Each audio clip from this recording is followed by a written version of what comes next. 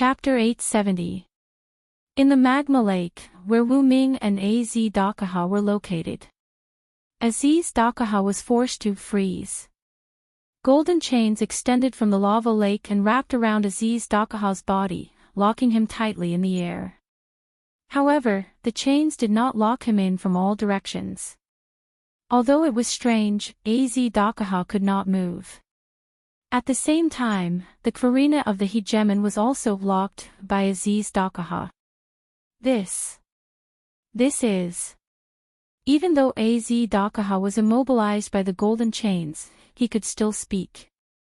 My Karina.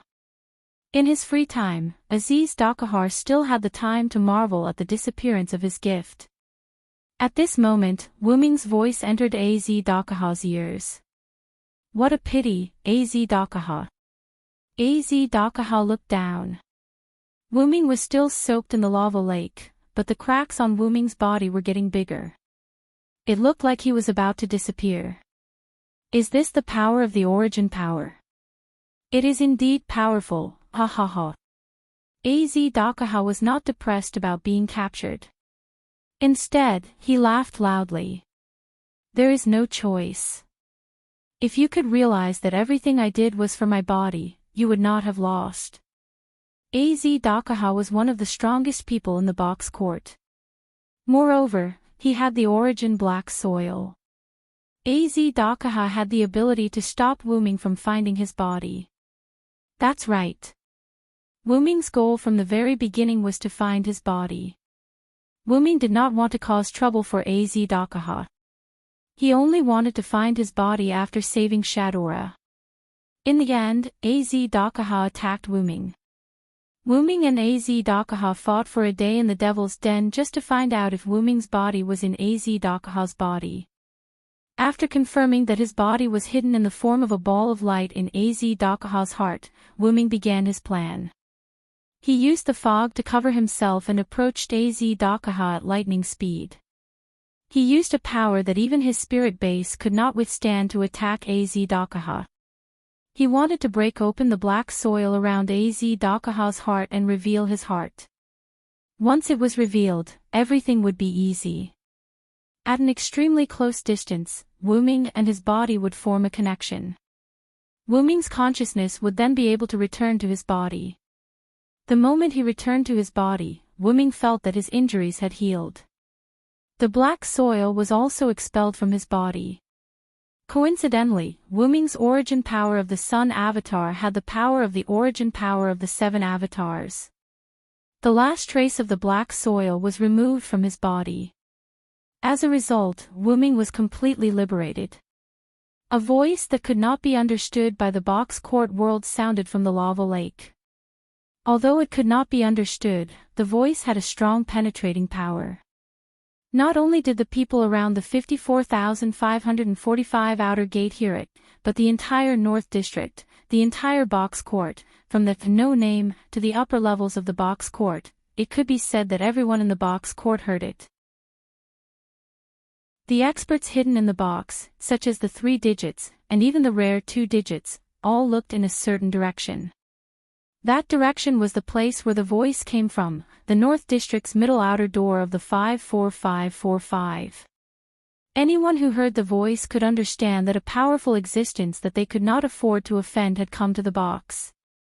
In the middle of the lava lake of the outer door of the 54545, a huge white figure slowly rose from the lava lake.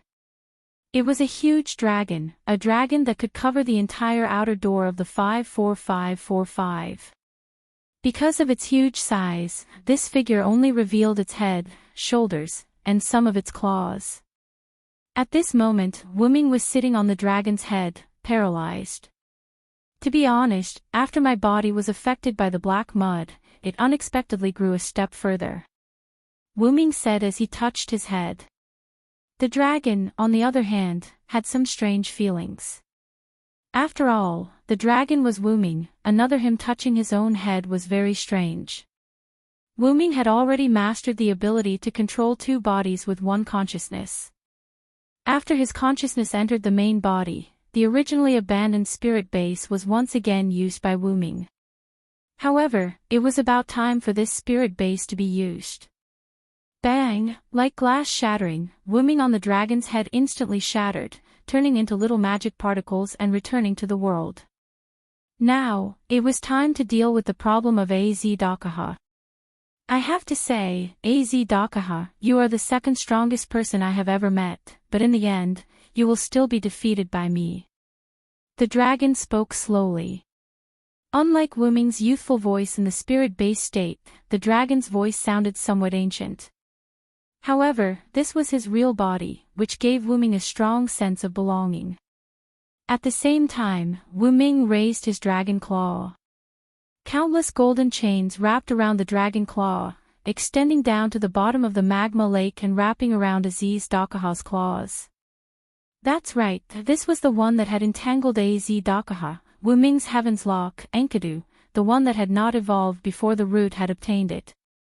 The 5 fingers of the dragon claw moved slightly, and Az Dakaha, who was bound by the Heaven Lock, could not help but descend and was about to land on the dragon claw. However, Az Dakaha wasn't going to give up so easily. Activate Avesta. Counteracted in turn, simulate in another cosmology. In an instant, Az Dakaha once again activated the simulated universe in an attempt to break free from Wuming's control. However, there was a flash of light, and 4 or 5 golden swords instantly pierced Az Dakaha's body. The simulated universe that had just been activated immediately lost its effect. As for Az Dakaha's other blessings, they were all sealed by the strengthened golden sword. By the way, as soon as Wuming's consciousness returned to his body, he activated a total of 12 avatars. What's this? Az Dakaha exclaimed in surprise. The golden sword that split the godhead, one of Welislana's 10 avatars. If one were to say that Velislana's authority was fused with Mekhal's authority and was modified by Wuming to suit himself, then the golden sword was the only authority that could still see the shadow of Velislana's authority. It was no wonder that Az Dakaha was so shocked. He now realized that many of the abilities that Wuming used were similar to Welislana's avatars. When I killed Welislana in the other world, I obtained his authority. After fusing and modifying it, it has now become my one and only authority, Wuming explained casually. To think that I would lose to the same move again. This is fate. Az Dakaha chuckled quietly. However, Az Dakaha still had some tricks up his sleeve. Pucci, Az Dakaha's blood vessels seemed to have exploded, and black liquid began to flow out of his body. It was the source of the black mud. Wuming's son had removed the black mud from Wuming's body, but Wuming did not remove the black mud from Az Dakaha's body, so Az Dakaha still had the power of the black mud. However, this was also Az Dakaha's biggest failure. Because mutual restraint means that I can deal more damage to the creature that is possessed by the black mud, Az Dakaha. Chapter 871. Wuming's formless power of origin continued to flow from his body to his dragon claw. Countless white flames were born. This was the fire of origin produced when the concentration of power of origin reached its peak. It could cause obvious damage to the black mud. The black mud gushing out of Az Dakaha's body seemed to have met its natural enemy. It was constantly being burned by the flames, and as the black mud erupted from time to time, the flames would also burn fiercely from time to time, increasing the efficiency of the flames. But no matter what, the result would not change. The black mud gushing out of Az Dakaha's body would inevitably be burned to ashes by the white fire of origin. Not only that, but even the Enkidu that locked Az Dakaha in the sky was filled with a large amount of power of origin. Roar! Az Dakaha couldn't help but let out a painful roar. If you didn't use the power of the black mud, you might be able to live a little longer, Wuming said regretfully. Unlike the state of the spirit clone, Wuming's power of origin was beyond imagination. And this endless source of power was the black mud of Az Dakaha. It could be said that it was the nemesis of the black mud. It was like seeing a fire and trying to extinguish it with straw. The straw would only be burned by the fire. If Az Dakaha had released all the black mud in his body in his previous state, it would have been easier for Wuming to deal with him. But unfortunately, the black mud on Az Dakaha's body had been greatly reduced by Wuming's sun. But this had no effect on Wuming. Gradually, Az Dakaha's body turned pure white. That was the original color of Az Dakaha's body. It seemed that the black mud on Az Dakaha's body was almost completely burned away. Otherwise, the black mud would have been able to wrap around Az Dakaha's body. Roar! Az Dakaha didn't answer Wuming's question because the burning of his origin power was causing him so much pain that he wanted to die. He kept howling. Wuming could understand this kind of pain.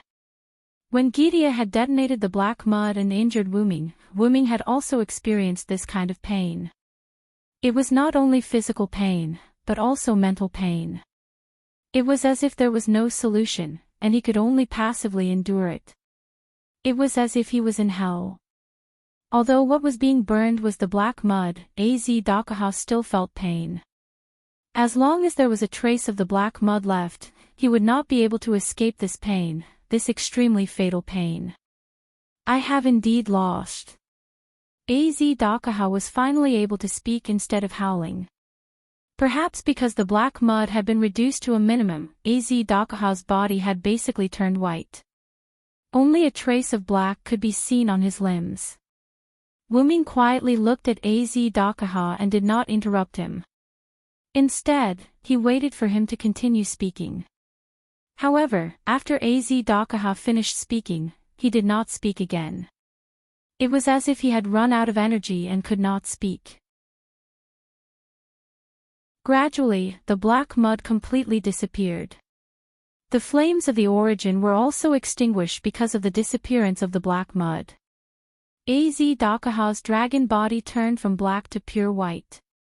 His shadow wings also disappeared. He was now like a three-headed lizard, locked in Wuming's dragon claws by the heavenly lock. Reality proved that the black mud had indeed been completely burned away by the flames of the origin. Under Wuming's command, the celestial lock loosened slightly. The pure white three-headed dragon that was still unable to escape the celestial lock, its four limbs drooped loosely towards the ground. Az Dakaha's left and right heads also drooped naturally. Only the head in the middle seemed to be struggling helplessly before it slowly lifted its head. Its black and white eyes carefully looked at Wuming. Then, Az Dakaha spoke. Dragon of Origin, this is indeed your victory. However, absolute evil, that you killed will still be born. This is a trial that humans must overcome. As someone who had temporarily become Wuming's kin because of the black mud, Az Dakaha now clearly understood what the Dragon of Origin was. At the same time, Az Dakaha no longer called Wuming an enemy. Because now, he was the final human trial's absolute evil Az Dakaha without the black mud. He was no longer Wuming's kin. Your identity and status are indeed above the world. However, the world will not completely give in because of your interference. Even if I cannot be resurrected, a new absolute evil will be born for humans to test. As Az Dakaha spoke, his head in the middle gradually lowered. You don't have to worry about the future. Wuming did not have any ill intentions. He was just stating the truth. As he was about to die, he could not see the future. Ha ha ha. You're right. Being able to let go of everything and enter a deep sleep is not bad, Az Dakaha laughed as he looked at Wuming. He began to talk to himself. It's a pity that humans did not surpass me. With that, Az Dakaha's head drooped down, and there was no more movement. He's already gone. Although Az Dakaha looked like he was asleep, he was indeed dead. At this moment, of the two dragon horns on Wuming's head, the one at the back shone. The light shone on Az Dakaha's body as if it was scanning him. Then, a cold but slightly emotional female voice entered Wuming's mind. Master, it's confirmed that AZ Dakaha is mentally dead. Thank you for your hard work, Collis. Wu Ming's voice was filled with emotion. The female voice that appeared in Wu Ming's mind was Wu Ming's magic attire. It was an extra sister machine of the same model as Ilia's Ruby and Mayo's Sapphire Sophia, Lapis Collis Bullet. This crown-style magic attire followed Wu Ming's body to the box garden world. Of course, Enkidu also came with it. After confirming that Azi Dakaha was dead, the heavenly lock around Azi Dakaha's body was dispelled. Then, it wrapped around Silent Dragon's arm and returned to its original position. Thank you for your hard work, little N. Wu Ming's hard work was indeed related to the two of them helping to deal with absolute evil and checking on absolute evil's death. But more importantly, it was Wu Ming's gratitude to Enkidu and Collis for protecting his body in the box garden world. He thanked them for protecting him.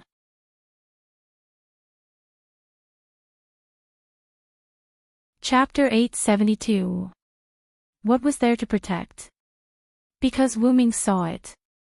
After all, it was the experience of his original body, so Wu Ming, who had returned to his body, would naturally see the past experience in an instant. If he had to say something, it could be said that this was the only special vision. At this moment, Wu Ming slowly closed his eyes, preparing to digest the things he had seen before. The moment Wu Ming returned to his body, he saw all the experiences of his body in the world of the box court. However, because AZ Dakaha was still in front of him, Wu Ming did not look at it in detail. Now that AZ Dakaha had been destroyed, Wu Ming could read it again.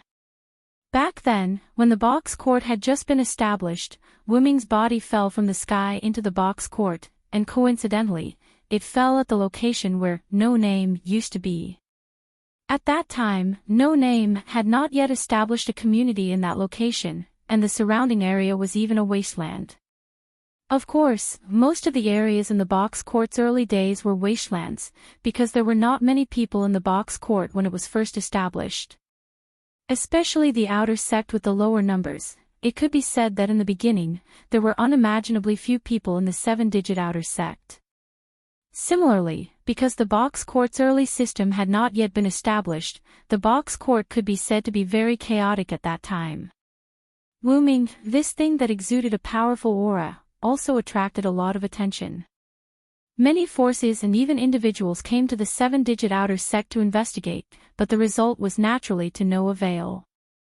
As for why, it was because they could not find any abnormalities. It was because the Black Origin Mud covered up Wu Ming's aura, and the Black Origin Mud sealed Wu Ming together with it. At that time, Wu Ming's consciousness had already returned to the Big Origin, so naturally, he could not move. However, Wu Ming's body was still suffering from the corrosion of the Black Origin Mud, so Collis and Enkidu combined the power of the Black Origin Mud in Wu Ming's body to create a light membrane.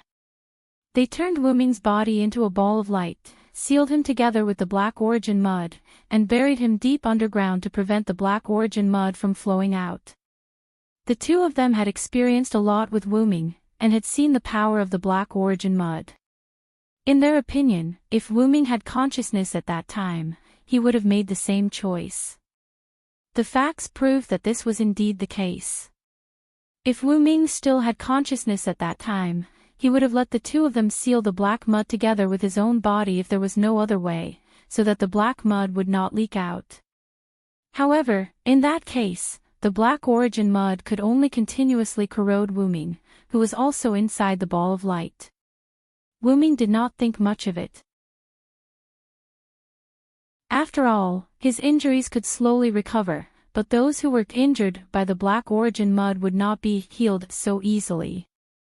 This was also one of the reasons why Wu Ming did not want the Black Origin Mud to flow out. Fortunately, the Black Origin Mud was boundless water and did not have a source. Once it was drained, it would completely disappear. In addition, Wu Ming's body was constantly producing origin power, so Wu Ming's body did not suffer too much damage. At most, he would feel a little pain. However, since Wu Ming's consciousness was not in his body, he naturally could not feel any pain. Therefore, Wu Ming did not blame Kalas and Enkidu for Wu Ming's actions. Although this was the case, Kalas and Enkidu had always placed Wu Ming first. If they did not understand Wu Ming, the two of them would not have chosen to seal the Black Origin mud and Wu Ming's body. Instead, they would have allowed the Black Origin mud to flow into this world and protect Wu Ming's body from harm. However, if they did that, Wu Ming would definitely be furious when he found out about their actions. Therefore, the two of them chose to seal the Black Origin mud and Wu Ming's body. However, they did not choose to sacrifice Wu Ming for the sake of the world. Kalas and Enkidu both understood that if they did that, Wu Ming's body would continue to be corroded by the Black Origin mud. Although it would not kill Wu Ming, it would still cause serious injuries to him in the end. Therefore, after the two of them chose to seal Wu Ming's body together with the Black Origin mud, they also chose to take the damage for Wu Ming. As Wu Ming's personal belongings, even if the two of them chose the world, they would not give up on Wu Ming. The true meaning of being Wu Ming's personal belongings was to have both of them. Within the sphere of light, Enkidu extended his chains to their maximum length, completely wrapping around Wu Ming's body, while Kalas converted all of her mana into 100% defense, buffing Enkidu and Wu Ming's bodies. As a result, most of the Black Origin mud's connection with Wu Ming was severed. Only a small portion of the Black Origin mud in Wu Ming's body was still corroding Wu Ming's body. However, the endless amount of origin power he produced resisted it, so Wu Ming's body did not suffer much damage. However, Enkidu and Kalas suffered greatly. As existences who had followed Wu Ming for a long time, they had also produced a trace of origin power when they were in the origin. It was by relying on this trace of origin power that the two of them were able to resist the corrosion of the Black Origin mud and protect Wu Ming's body. However, it was precisely because they had origin power that the two of them continuously endured the pain brought about by the Black Origin mud. By the way, Kalas had used her ability to scan Wu Ming's consciousness and determined that Wu Ming's consciousness had automatically returned to the backup machine in the origin because he could not bear the pain brought about by the Black Origin mud's explosion. Also, although the explosion had also affected Enkidu and Kalas, the two of them were unexpectedly only slightly affected by the explosion, while Wu Ming seemed to have taken the brunt of the damage caused by the Black Origin mud. Under the circumstances where they were not injured, the two of them chose to seal the Black Origin mud and Wu Ming's body, protecting both the world and Wu Ming's body, while quietly waiting for the day when Wu Ming would find his body. It had to be said that Wu Ming was quite angry when he saw this scene. What they did was no different from slow suicide because they could not resist the corrosion of the Black Origin mud at all. If possible, Wu Ming really hoped that the two of them would have allowed the Black Origin mud to corrode Wu Ming. Although it was impossible to guarantee that the two of them would not be corroded by the Black Origin mud, they could have attracted a lot of firepower. Although it was just a guess, it made sense that Wu Ming had attracted the firepower when Gidia detonated the Black Origin mud. After all, Wu Ming was a good fuel for the Black Origin mud. Even if he had to take a lot of damage, it would not have been a big deal. After all, Wu Ming's body could produce an endless amount of origin power, so he was not afraid of the Black Origin mud. At most, he would be seriously injured. Speaking of which, it was really strange. Kalas and Enkidu were willing to sacrifice themselves for Wu Ming, while Wu Ming, who saw this scene, was also willing to let himself attract the firepower. It was really contradictory. However, it was also because of this that the bond between Wu Ming, Kalas, and Enkidu was manifested. It was also because of this that Wu Ming said emotionally to the two of them, "Thank you for your hard work." But in the end, the two of them still survived. Even if Wu Ming's consciousness was not present, he would not just wait for the two of them to suffer continuous damage and slowly die. This was because Enkidu's body, chains, and Kalas's body, crown, were tightly attached to Wu Ming. Because of this, the origin power in Wu Ming's body seamlessly acted as a reinforcement. The origin power was transmitted to the two of them, allowing them to successfully resist the Black Origin mud and survive until now. Because of the Black Origin mud, Wuming's aura had been concealed very well. Many people who had established a community in the outer sect of 2105380 did not discover any traces of Wuming. It seemed that they had completely treated the legend of a mysterious object that had once fallen here as a mere story. Day after day passed. Gradually, Wuming completely cleaned out the Black Origin mud in his body. Collis and Enkidu also had the support of Wuming's origin power to slowly devour the Black Origin mud. And when the amount of Black Origin mud decreased to a certain extent, Wuming's powerful, mysterious, and noble aura leaked out. As a result, Wuming's aura caused the surroundings to change.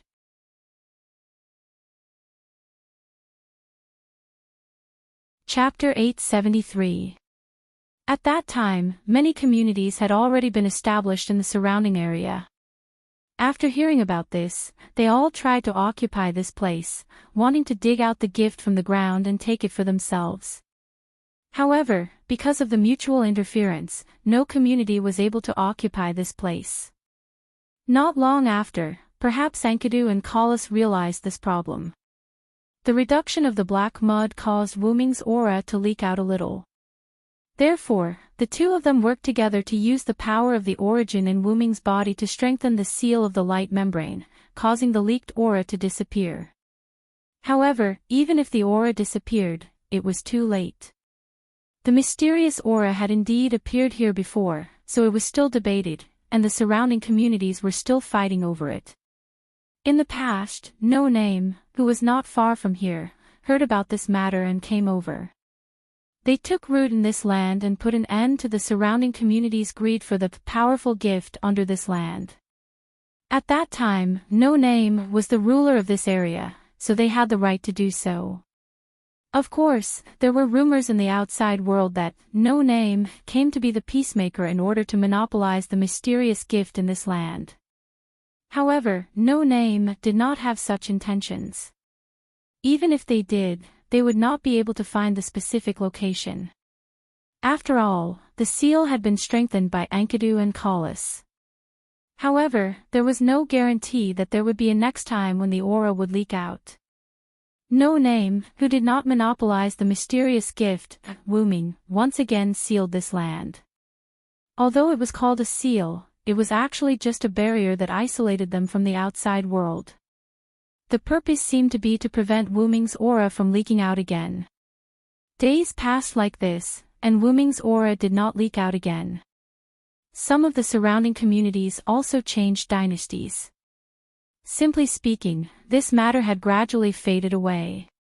However, 3 years ago, the Demon King suddenly attacked No Name for unknown reasons. After defeating No Name and taking away almost everything No Name had, the people behind the Demon King dug up Wuming along with the ground and took him away. Even if the other party didn't come for Wuming, they must have planned to kidnap this mysterious gift of Wuming as well. It seemed that the hole that Wuming had seen in No Name that had a trace of his own aura was left behind in this way. After that, perhaps for the sake of research, someone accidentally broke the seal. As one could well imagine, the source of the black mud emerged. Although Wuming couldn't see the other party's face clearly, he knew that they were definitely from the faction behind Galji. Although they also realized that there was something in the Black Origin mud, the power of the Black Origin mud might have exceeded their expectations, and they panicked for a moment. But right after that, Wuming, Enkidu, and Collis all entered a black box, which seemed to be a seal-type gift. This didn't mean that the black root soil was harmless just because Enkidu and Collis stopped their plan to eliminate it. The black root soil was still very corrosive when it was with something that was filled with the aura of origin power. In short, Wuming was sealed again. However, it seemed that the seal wasn't very effective. The black root soil was constantly corroding the seal, and this was also thanks to Wuming's origin power, eliminating a large amount of the black root soil. If it was the original amount of black root soil, let alone 3 years, the seal would have been broken in less than 3 days. And because they seemed to have fallen into the hands of an unknown enemy, Enkidu and Collis slowed down or even stopped their work of eliminating the blackroot soil. They wanted to wait for Wuming to come to this world first. After all, if they completely eliminated the blackroot soil before Wuming arrived, Wuming's unconscious body would definitely be used by this unknown enemy. As for why, Wuming guessed that the other party was the enemy behind Galji, but Enkidu and Collis didn't know. However, there was one thing that they were certain of, and that was that the people who attacked, No Name, and took away Wuming's body were not good people. At the very least, they were already on opposing sides, not to mention that these people were also trying to study Wuming. And the blackroot soil became an invisible shield, protecting Wuming's body from being studied by the enemy. And without origin power, these people had no good way to break the blackroot soil, unless they assimilated with the blackroot soil. However, Wuming felt that they would definitely not choose to do so. As for why, it was just Wuming's intuition towards these people with bad habits.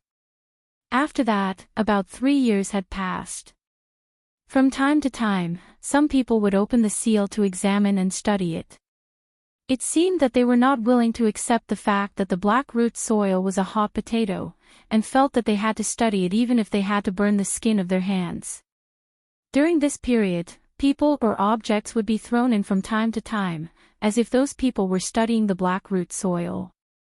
However, whenever a third-rate person came in, Enkidu and Collis would use their origin power to corrode the blackroot soil, and the stimulated blackroot soil would corrode the person who came in.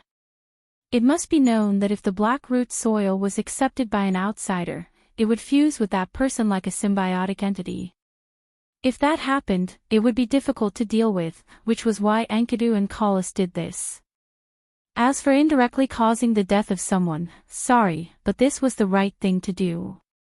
First, it could prevent the enemy from studying Wuming's body, and prevent the enemy from having the opportunity to study it. Second, it could prevent the blackroot soil from fusing with an outsider as a parasite, because if an evil person were to coexist with the blackroot soil, then it would cause a disaster in this world. Thinking about it this way, Enkidu and Collis could be considered to have contributed to the box garden world. In short, they did not study anything for 3 years. It was unknown whether they were not in a hurry or were not interested, but the number of times they opened the sealed box to experiment on Wuming also decreased. Perhaps it was also related to the fact that they did not study anything even once. One day, someone opened the seal on the box and put Wuming's body into multiple layers of gift cards. Without the seal effect of the box, the mere gift cards could not resist the corrosion of the blackroot soil. In the end, the blackroot soil destroyed all the gift cards, and the blackroot soil poured into the outside world.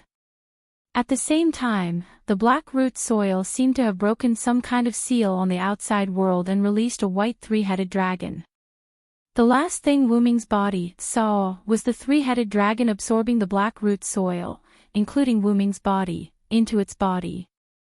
The light that Wuming's body turned into was right where the three-headed dragon's heart was. Needless to say, this was definitely Galji's doing. He put the unsealed blackroot soil into the seal of absolute evil. The blackroot soil, which was also a bug like Wuming, easily broke Az Dakaha's seal. Wuming already knew the rest, so he didn't need to continue watching.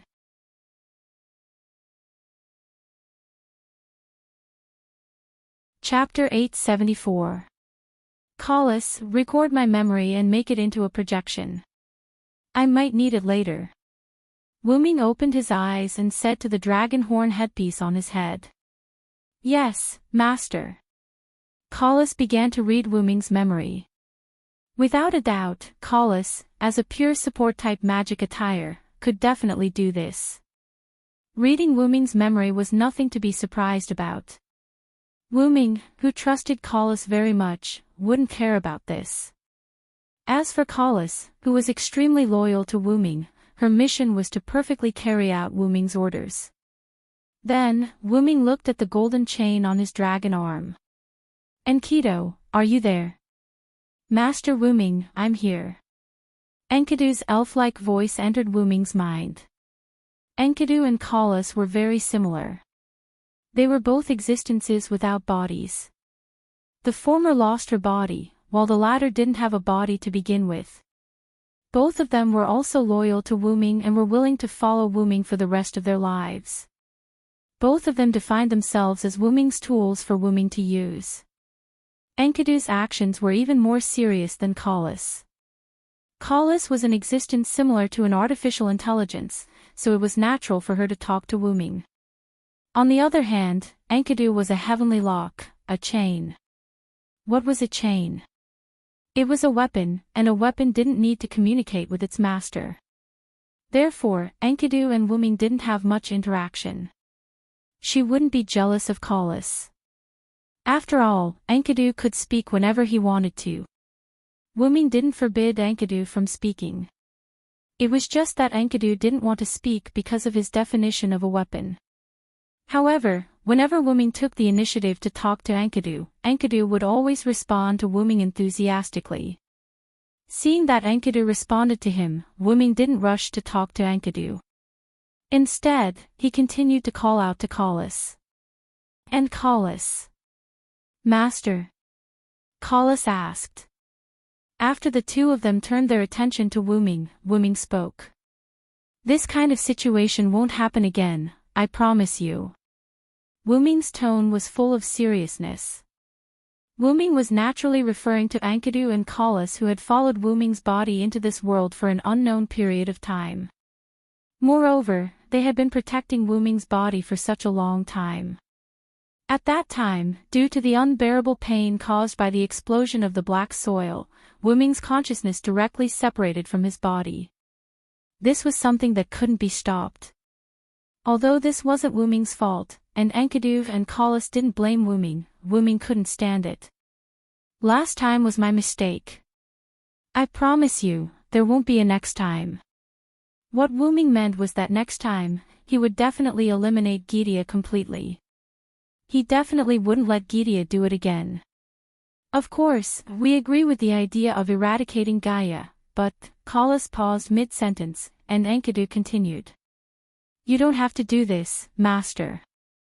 The two of them meant that Wuming didn't have to make a special promise to them. No matter what, I will always be your chief priest, Master Wuming. There isn't a priest who doesn't want to stay with the god they believe in. You are my master, and I don't think it's a sad thing to stay with you. Wuming couldn't help but laugh in his heart. I was being pretentious. Indeed, with the relationship between Wuming, Enkidu, and Kalas, there was no need for him to take care of himself. However, Wuming always forgot, or perhaps it was because he valued Wuming so much that he forgot. Now, let's deal with the problem of Azdakaha. After Wuming finished speaking, he looked at his dragon claw. Silent sound hadn't done much damage to Azdakaha. All he had done was bind him with the skylock, burn him with the origin fire, and stab him with the gold sword. That shouldn't have been enough to kill Azdakaha. In the end, Azdakaha died just like that. It was a dramatic scene of, I didn't even do anything and you're already dead. According to what Kalas said, Azdakaha died of spiritual causes. Kalas, what do you mean by spiritual death? Wuming asked. Master, the spiritual death that I have concluded is the disappearance of the soul. In other words, your physical body is still alive. That was why Azdakaha looked like he was asleep. Simply put, his soulless body was not completely dead. Wuming guessed that Azdakaha's powers had been sealed by the gold sword, which caused his godhead to be low. Afterward, the origin fire burned the black mud in his body and burned his soul away. Although Azdakaha's body was still alive, it was only a matter of time before he died. What was important was the words Azdakaha left behind before he died. As a bug, Wuming could indeed ignore the rules and forcefully eliminate the trials that humans had to pass if they wanted to survive. However, at the same time, the world would create new trials for humans to pass. For example, your neighbor's parents arranged for your neighbor's child to mow the grass by hand to train him. Coincidentally, you were weeding with a lawnmower. Afterward, you helped the neighbor's child mow the grass. This would be seen by the parents, but because you had good intentions, they would not say anything. However, for the sake of their child, they would still give the child a new training mission. It was the same in the box court world. Wuming helped humans eliminate the trials that they had to pass, so the world would rearrange the trials for them. Az Dakaha, who had the identity of absolute evil in the final trial, was indeed killed by Wuming. However, the identity of absolute evil was not killed. The world could pull out another evil god from the myths and let him become absolute evil for humans to pass the trials. This problem needs to be solved, Wuming said in a low voice. From the world's point of view, humans, who had become the leader of all things, had to accept the trials to prevent humans from becoming arrogant and destroying the world and themselves. However, from Wuming's point of view, even without the trials, humans would not become like that. Wuming believed in humans and the infinite possibilities of humans. However, the world was not human. It would not reason with you and would only do things according to the rules. Absolute evil. Wuming stared at Az Dakaha's corpse and pondered. It seemed like he was considering a certain possibility. However, at this moment, within the range of Wuming's mental power, two figures flew over from afar.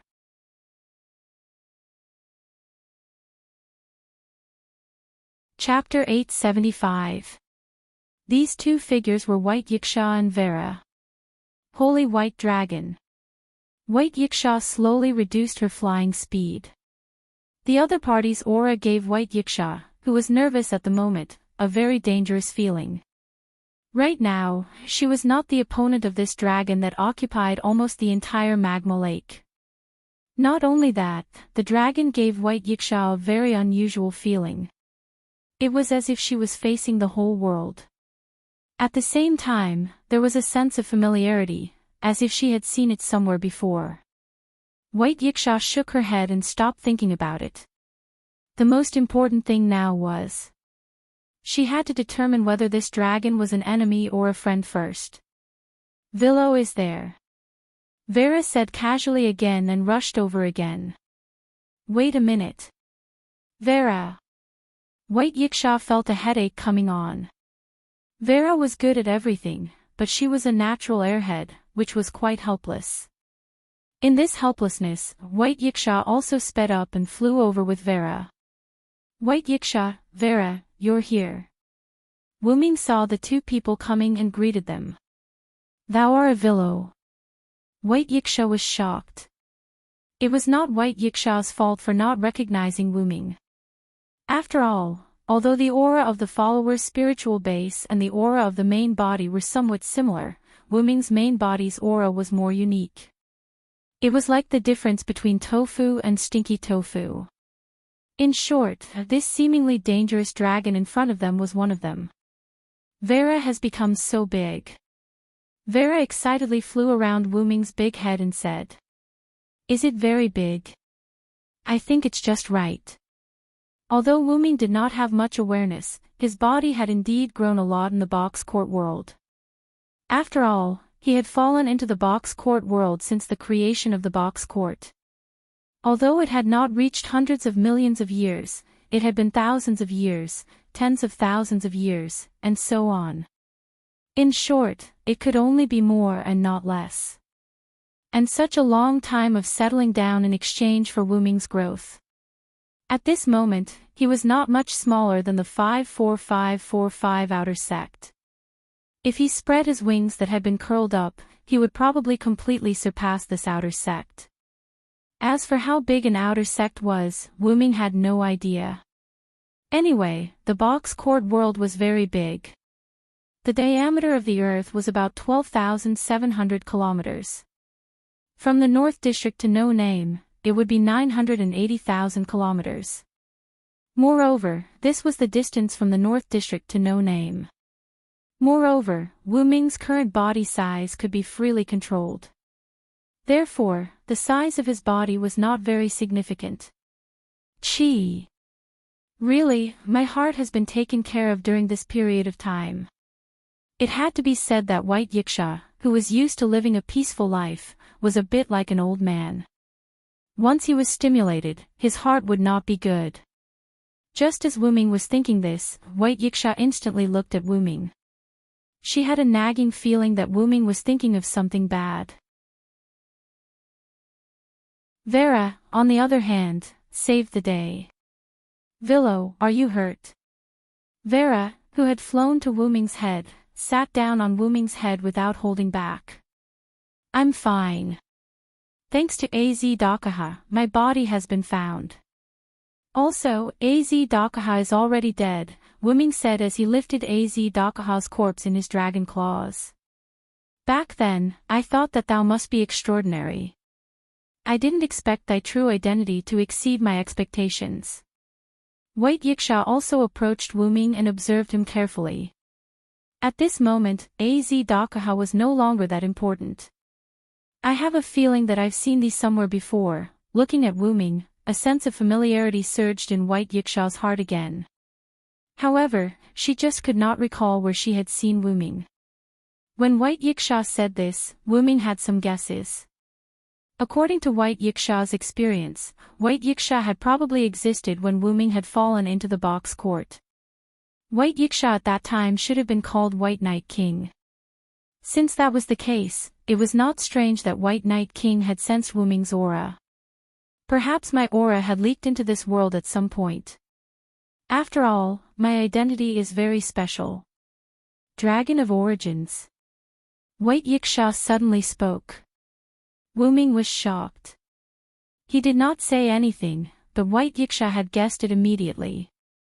Although Wu Ming's expression did not change much and he did not answer White Yiksha's question, it was because of Wu Ming's appearance that White Yiksha was even more certain that her guess was correct. Ma, don't be so surprised. It's not strange that I know about the Dragon of Origins. I'm one of the top 10 in the box court. White Yiksha smiled rather proudly. White Yiksha's words made Wu Ming fall into deep thought. It seemed that from the beginning until now, many people knew about the existence of the Dragon of Origins. Back then, Wu Ming's master, Skaha, had seen through Wu Ming's essence at a glance. Although that was related to Wu Ming's incomplete awakening, many people still recognized Wu Ming's identity later on. Although many knew of Wu Ming's identity because they had come into contact with the Black Origin soil, there were also those who knew of Wu Ming's identity without coming into contact with the Black Origin soil. Without exception, they were all high-level existences, such as gods. Back in the burning Winterwood City, although the twin goddesses' combat strength was very weak, they had seen through Wu Ming's identity just by coming into contact with Wu Ming. They had surrendered because of that. As a star spirit, White Yiksha had also recognized Wu Ming's identity. Perhaps that was the reason. White Yiksha seemed to have seen through Wu Ming's thoughts, so he spoke. It seems that you have something on your mind. After this matter, I have something to say to you. You will definitely like it. It seemed that White Yiksha wanted to discuss the problem of the power of origins with Wu Ming in detail. Wu Ming was naturally eager for this. He still hoped to obtain more information about the Dragon of Origins from an insider. After all, Wu Ming had never seen his own race. Wu Ming's hometown had been found. Now, it was time to find Wu Ming's own race. Now, we have to deal with the problem of absolute evil.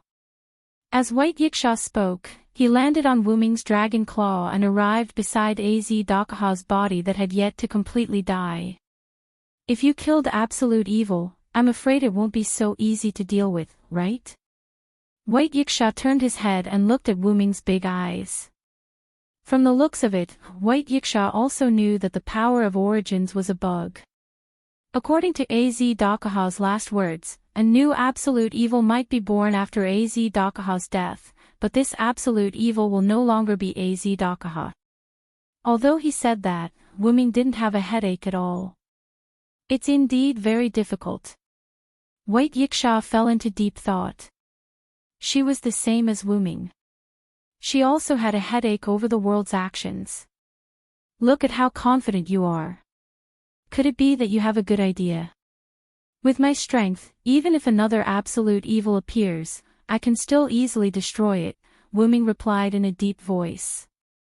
Indeed, with Wuming's nature of ignoring the box court's rules, all he needed to do was use powerful means to attack the new absolute evil. He didn't need to care about the restrictions brought about by absolute evil's identity. But that way, a new absolute evil will definitely be born, right? White Yiksha shook his head and denied it. That's why I'm not prepared to do that. Wuming shook his head. I have a better idea.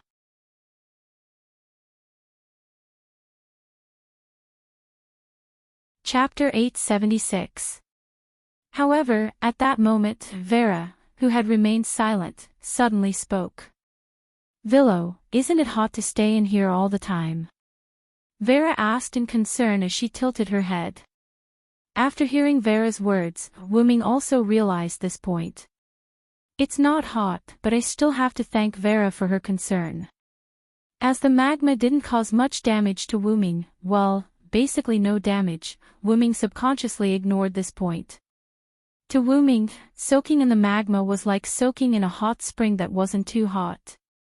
It wasn't very comfortable, but it was at least warm. Speaking of which, it's indeed inconvenient to talk to you like this.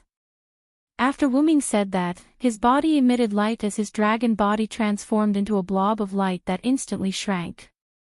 When the light dissipated, Wuming in his human form floated in the air with Vera in his arms and appeared in front of White Yiksha.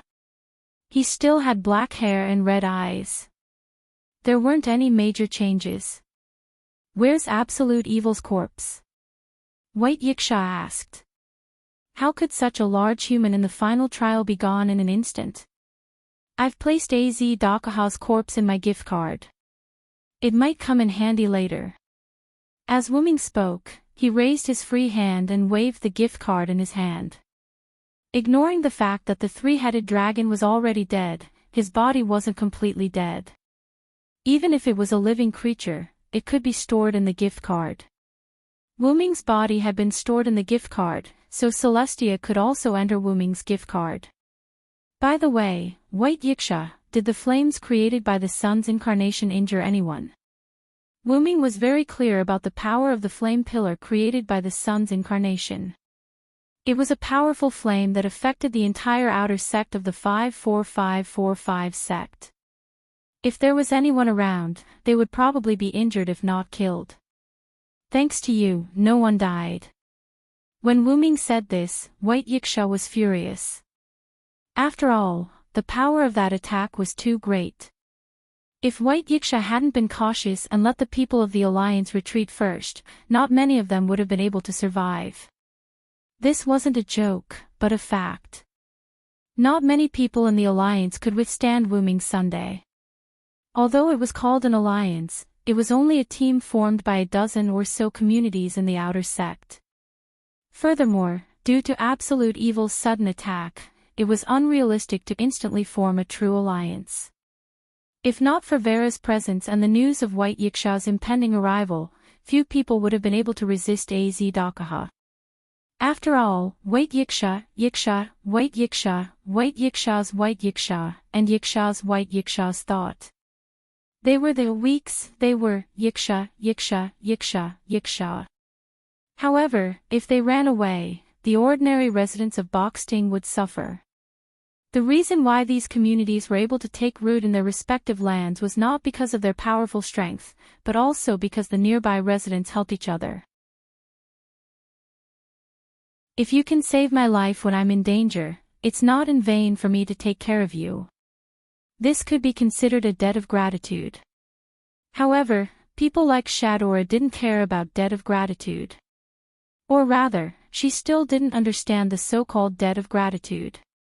In her opinion, her salamandra was taken care of by the outer sect members of the 54545 Yiksha. Therefore, she would definitely stand in front of everyone to fight against the incoming enemy. Moreover, if a Yiksha escaped, the reputation of the Yiksha would be ruined. The Yiksha world's most important component. If one had to describe it, it was equivalent to a country. However, Yiksha had a lot of countries. The name and flag of a country naturally became the two most important things. And the thing that was linked to these two was reputation. Although Yiksha didn't have a bad reputation after being attacked by the Demon King, they were no longer welcomed by others. After all, Yiksha was so weak that they couldn't even feed themselves, let alone have any value in befriending them.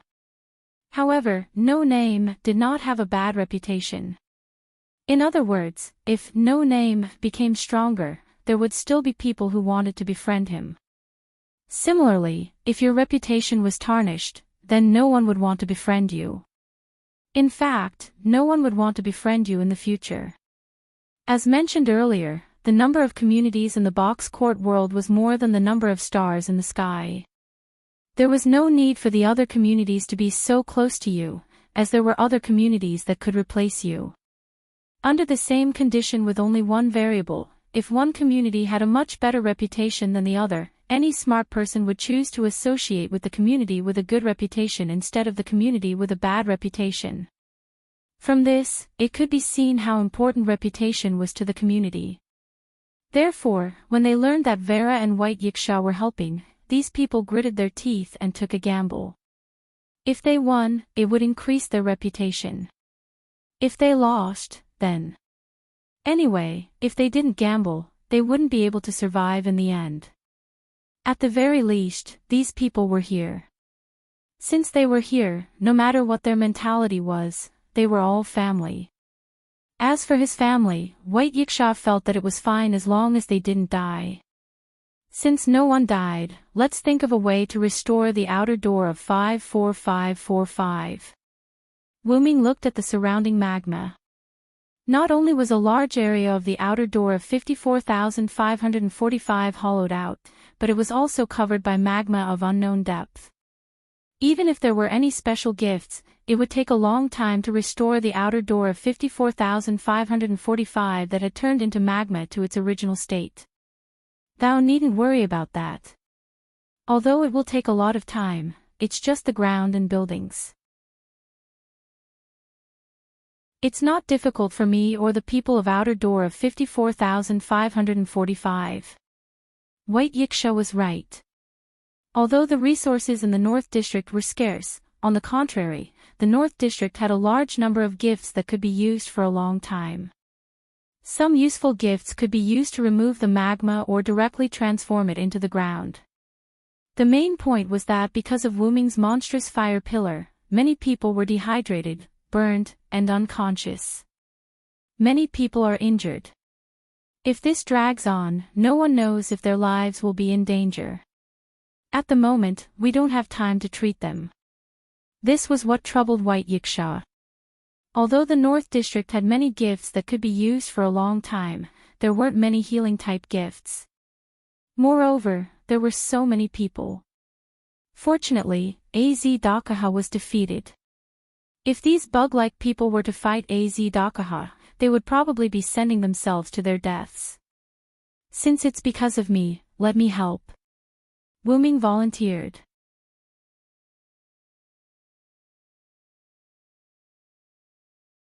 Chapter 877. After Wuming finished speaking, he fully released his mind power. In an instant, it spread throughout the entire outer 54545, and he easily saw the wounded.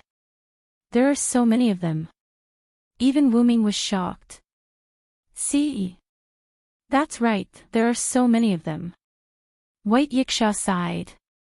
You did give me a shock, but, as Wuming spoke, he threw Vera, who had been obediently lying in his arms without speaking, into the sky. Ugh!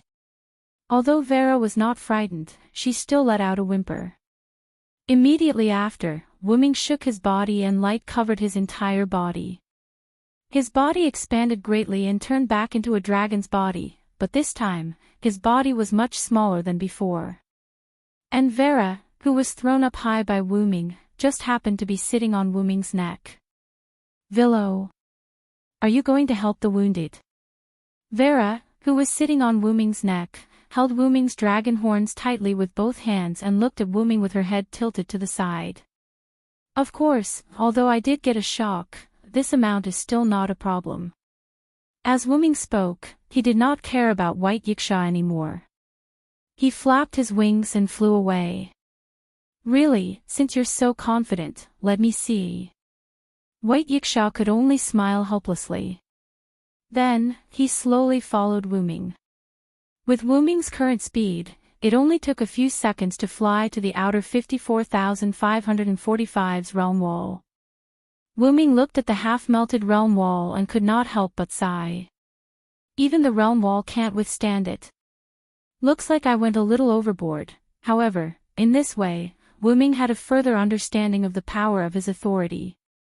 Staying in the air, Wu Ming looked down at the people below who were panicking because of his arrival.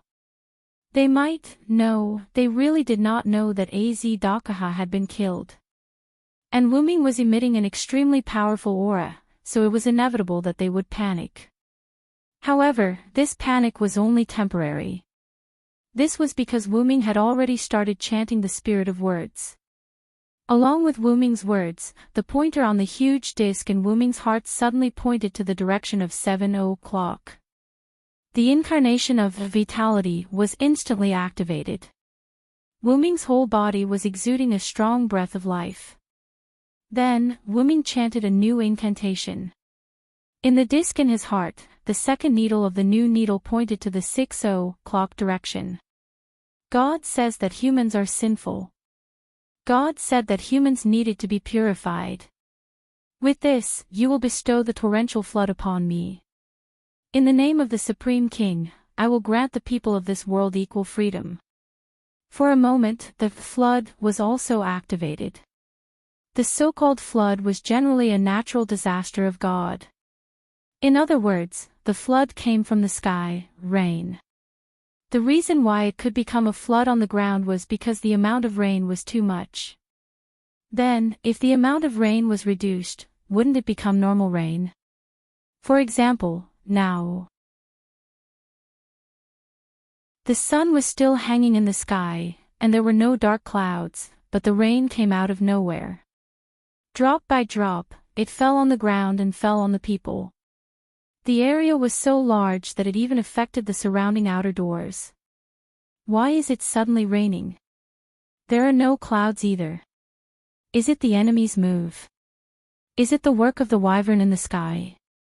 This group of people was noisy, and they began to look for tools to shelter themselves from the rain. Some even took out the gift of shelter. However, not everyone thought that it was an enemy attack. Some people who were guarding their unconscious companions found that their unconscious companions had woken up. Their originally red and hot bodies had calmed down, and their injuries were basically healed.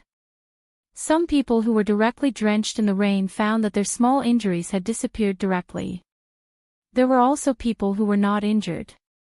Although they were not injured, they were slightly tired, but after being drenched by the rain, their fatigue disappeared. There's grass growing.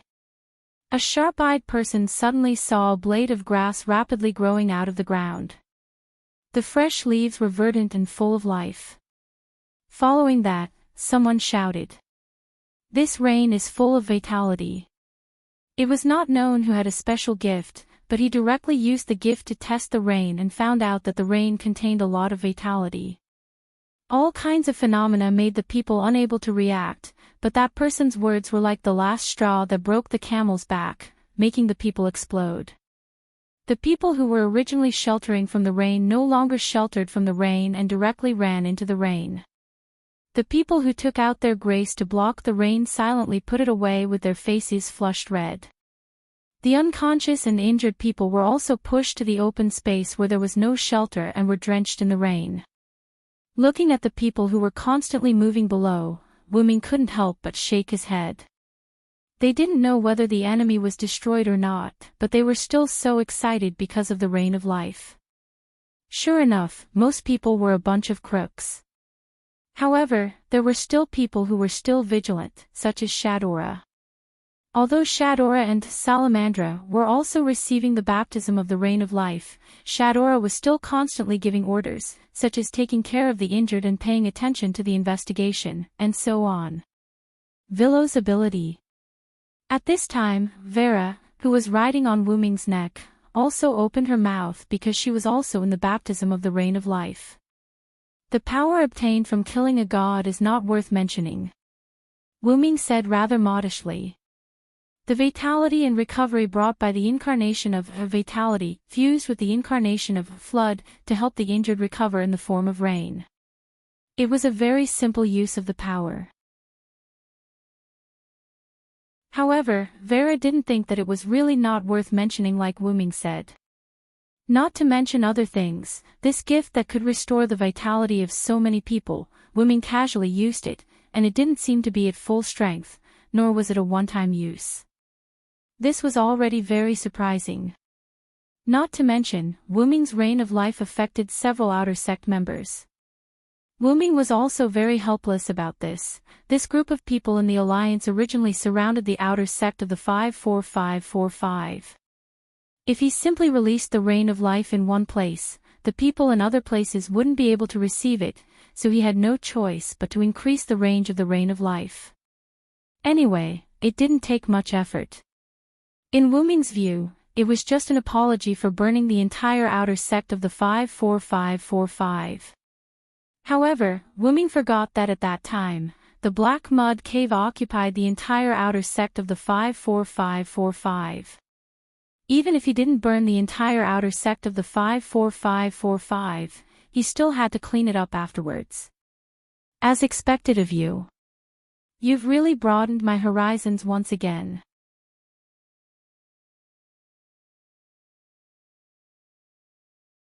Chapter 878. The person who spoke was naturally White Yiksha, who had followed behind. Speaking of which, Villo, you're really omnipotent. White Yiksha crossed her arms as she floated beside Wu Ming. She was also receiving the baptism of the Rain of Life. The last trace of her mental exhaustion had also completely disappeared. This Rain of Life is enough to heal all the injured. I'll take my leave then. I won't be participating in the reconstruction of the outer sect of 54545. After all, there were still many things to deal with. After Wu Ming finished speaking, he flapped his wings and flew into the distance. Hey! Why don't you leave Vera behind? White Yiksha roared in annoyance. Vera can't help much anyway. It's not like she's missing. Wu Ming's voice came from the sky. Immediately after, black-purple ripples appeared. Wu Ming and Vera's figures disappeared. Seriously, my role is really just to clean up this Villo's mess.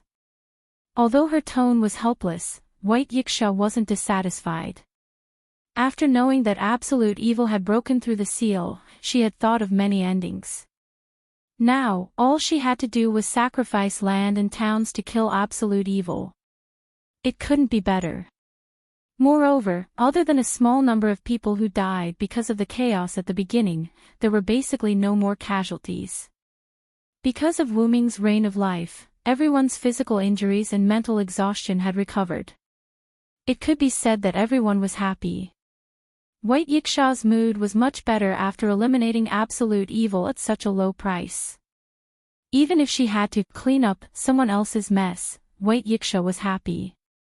Go and make the final speech. After White Yiksha finished speaking, she flew down. After all, in the absence of Vera, only White Yiksha could make the final declaration of victory. At that moment, in a place far away that was not affected by the Rain of Life, a few people who were obviously Salamandra were carrying a person who had fainted from the ups and downs of the journey. They were still speeding up.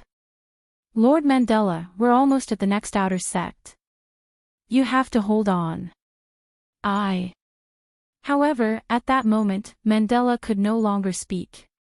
Immediately after, Mandela's head tilted and he completely fainted. Lord Mandela. Between 399999 and 400000 was the place where the fire dragon's birth ceremony was held. As they had confirmed that Absolute Evil's doppelganger had completely disappeared, the restoration work had already begun. Whether it was the ground or the houses, they were all being restored by professionals with their blessings. The undamaged bell tower was the fastest to be repaired. At the highest point of the bell tower, dark purple ripples appeared, and Wu Ming, who had already transformed into his human form, emerged with Vera in his arms. Wu Ming sighed as he gently put Vera down. Previously, Wu Ming still had business to attend to, so he didn't pay much attention to Vera's body. Now that he had relaxed, Wu Ming realized how ridiculous Vera's body was. Where is this?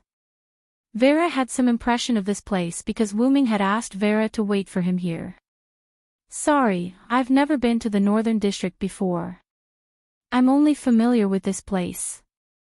Sitting on the edge of the bell tower, Wu Ming took a deep breath and exhaled. It had to be said that no one would come here. Moreover, at such a high place, the fresh but not cold air could also clear one's mind. Why did Villo bring me here? Imitating Wu Ming, Vera also sat on the edge of the bell tower, right next to Wu Ming. I wanted to tell you that Maxwell is dead. Wu Ming's words made Vera's body tremble, but it was only a slight tremble. Vera was clearly shocked. What, you don't believe me? Wu Ming put his hands on the edge and turned to look at Vera. Vera shook her head silently. I was just shocked. She wasn't shocked that Wu Ming killed Maxwell. Vera was shocked that she had forgotten the beginning. Vera only now realized that she and Wu Ming only wanted to deal with Maxwell in the beginning. When they met Maxwell in the outer gate of 54,545, Wu Ming signaled for Vera to leave temporarily and deal with Maxwell alone. Then, for some reason, the human final trial sealed under Raging Flame City was released. Raging Flame City and even the entire outer gate of 54,545 fell into the territory. The entire outer gate of 54,545 also turned into AZ Dakaha's Demon Denver. After that, Vera and the surrounding outer gate communities formed a not-so-good alliance. Vera really didn't know what to do next. She did have many methods, but when facing the black mud, she couldn't use them, or they were completely ineffective. She believed that Wu Ming, who was still in the black mud den, would be fine. She had no basis, just pure trust. From the beginning, when Wu Ming was willing to help Vera deal with Maxwell, Vera also began to trust Wu Ming. However, she was still worried. In the end, she could only pray that White Yiksha could come as soon as possible, or that the Sky Army of the upper echelons of the Box Court could come as soon as possible. However, who would have thought that Wu Ming would be able to kill Absolute Evil? Moreover, he had used so many amazing moves. Even White Yiksha's understanding of Wu Ming was renewed. Vera, who didn't know as much about Wu Ming as White Yiksha, also had a renewed understanding of Wu Ming. Therefore, Vera wasn't surprised that Wu Ming, who could kill Absolute Evil, could also kill Maxwell. Don't you want to know how I killed Maxwell? Wu Ming was a little depressed. No. Vera shook her head hard. The existence of foul on her chest also shook a little. The corner of Wu Ming's mouth twitched slightly. He silently turned his head and no longer looked at Vera. Maxwell is dead. You don't have to hide anymore. This was the message Wu Ming wanted to convey to Vera. In Wu Ming's opinion, a large part of the reason why Vera didn't have a fixed place to stay all day was because of Maxwell's pestering. Now, Vera could stay in the community obediently and take on the responsibility of being the leader of the community. However, why did Vera wander around all day? Vera was probably the only one who knew. Wu Ming suddenly thought of something and looked at Vera again. By the way, Vera, Maxwell dropped a gift after his death. Are you interested? It could be said that Vera helped Wu Ming lure Maxwell out. If they were to split the loot, Vera would definitely have a share. At that moment, Vera shook her head frantically. At the same time, Vera's chest trembled. Okay, I got it. Wu Ming, who turned his head again, sighed. Sure enough, even if Maxwell was dead, Vera still didn't want to have anything to do with him. Then, the gift that Maxwell dropped could only be enjoyed by Wu Ming alone. Then, Wu Ming turned his head again to look at Vera. I'll send you home. After all, Vera shouldn't have returned to her community for a long time. It just so happened that she could go back now. Home. Not knowing what to think, Vera smiled and nodded.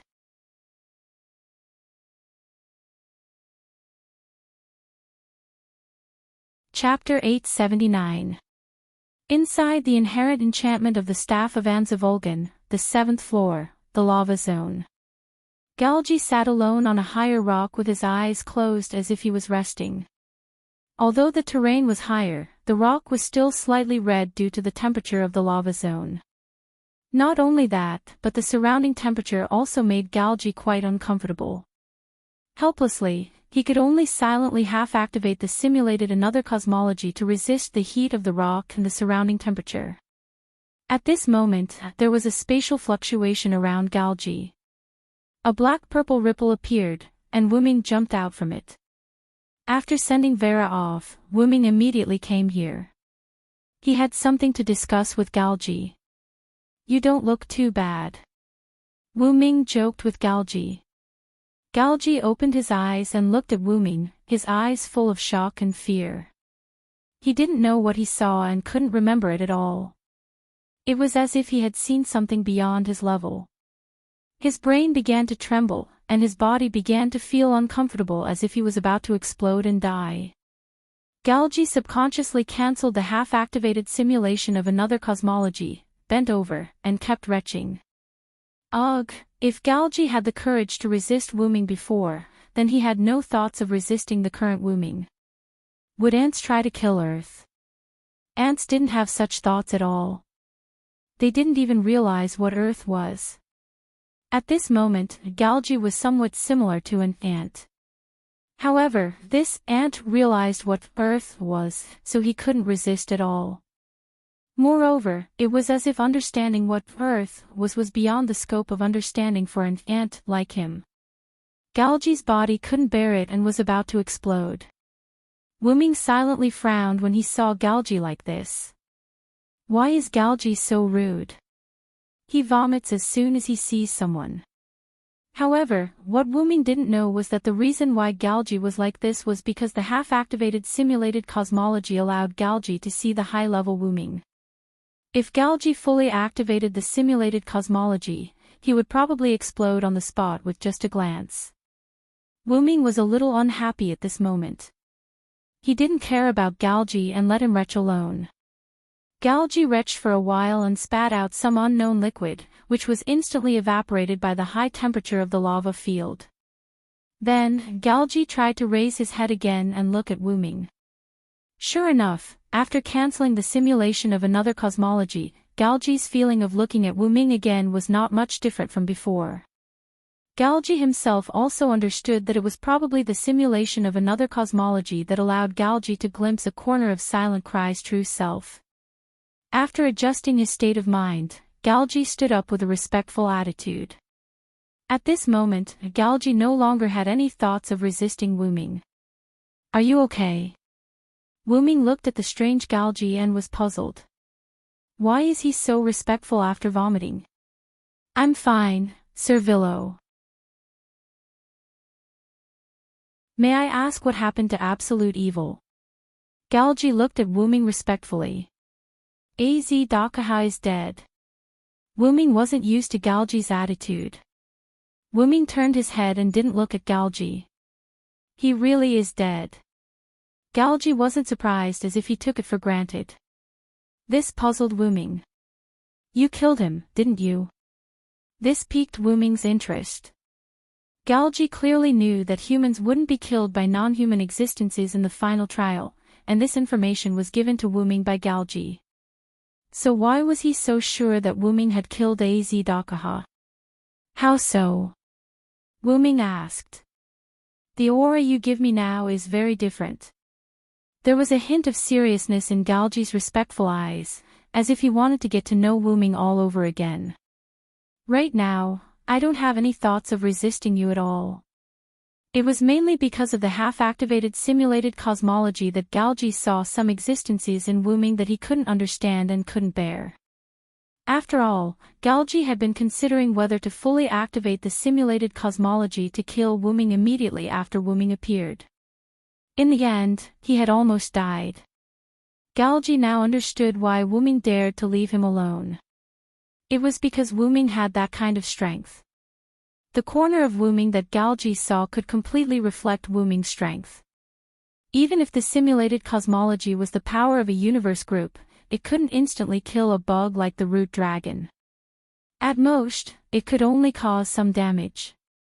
After all, it must be known that Galji was able to see those things just now because of the simulation of another cosmology. Since he was able to see the truth of silent wonder, it would at least have some effect. But it was probably only a little. Moreover, if Galji really used the simulated cosmology to launch a sneak attack on Wu Ming, today would probably be his death anniversary. I was indeed the one who killed Azh-Dakaha. Wu Ming had no intention of hiding it. Instead, he openly admitted it. But Wu Ming didn't say how he killed Azh-Dakaha. However, Galji didn't need Wu Ming to tell him. What a joke. He almost died just by looking at Azh-Dakaha, so how could it be difficult for Azh-Dakaha to deal with absolute evil? Immediately after, Wu Ming said. By the way, Maxwell is also dead. Galji was taken aback. Before the battle with absolute evil, Wu Ming clearly told Galji that Maxwell was captured by Wu Ming. And now, Galji and Wu Ming had only met for less than a day, and Galji was told by Wu Ming that Maxwell was dead. No matter how one looked at it, it was full of contradictions. But immediately after, Galji calmed down. Logically speaking, Wu Ming wouldn't lie about such a thing. In other words, Maxwell died during this period of time, or Wu Ming immediately executed Maxwell after killing Azh-Dakaha. The correct answer was that Maxwell died during this period of time. The boon game that Wu Ming set up for Maxwell was to defeat the host in a specified location and time. After Galji killed Wu Ming's clone with another cosmology, Wu Ming created another clone and got it to accompany Maxwell while he went to look for Galji. At that time, Maxwell wasn't dead yet, so Wu Ming wasn't lying when he told Galji and the others that Maxwell was captured by me. And now, Maxwell was naturally executed as a death penalty by the boon game. Not to mention that Silent had already left, leaving behind only a doppelganger. Maxwell couldn't even beat a doppelganger. Silent's doppelganger watched as Maxwell gradually went crazy due to the approaching death. In the end, it was punished by the bestowment game, turning into light and disappearing. And the reason why Galji calmed down was naturally because he realized the problem. Based on the indescribable truth that he saw about Wu Ming, how could the current Wu Ming not be able to kill Maxwell?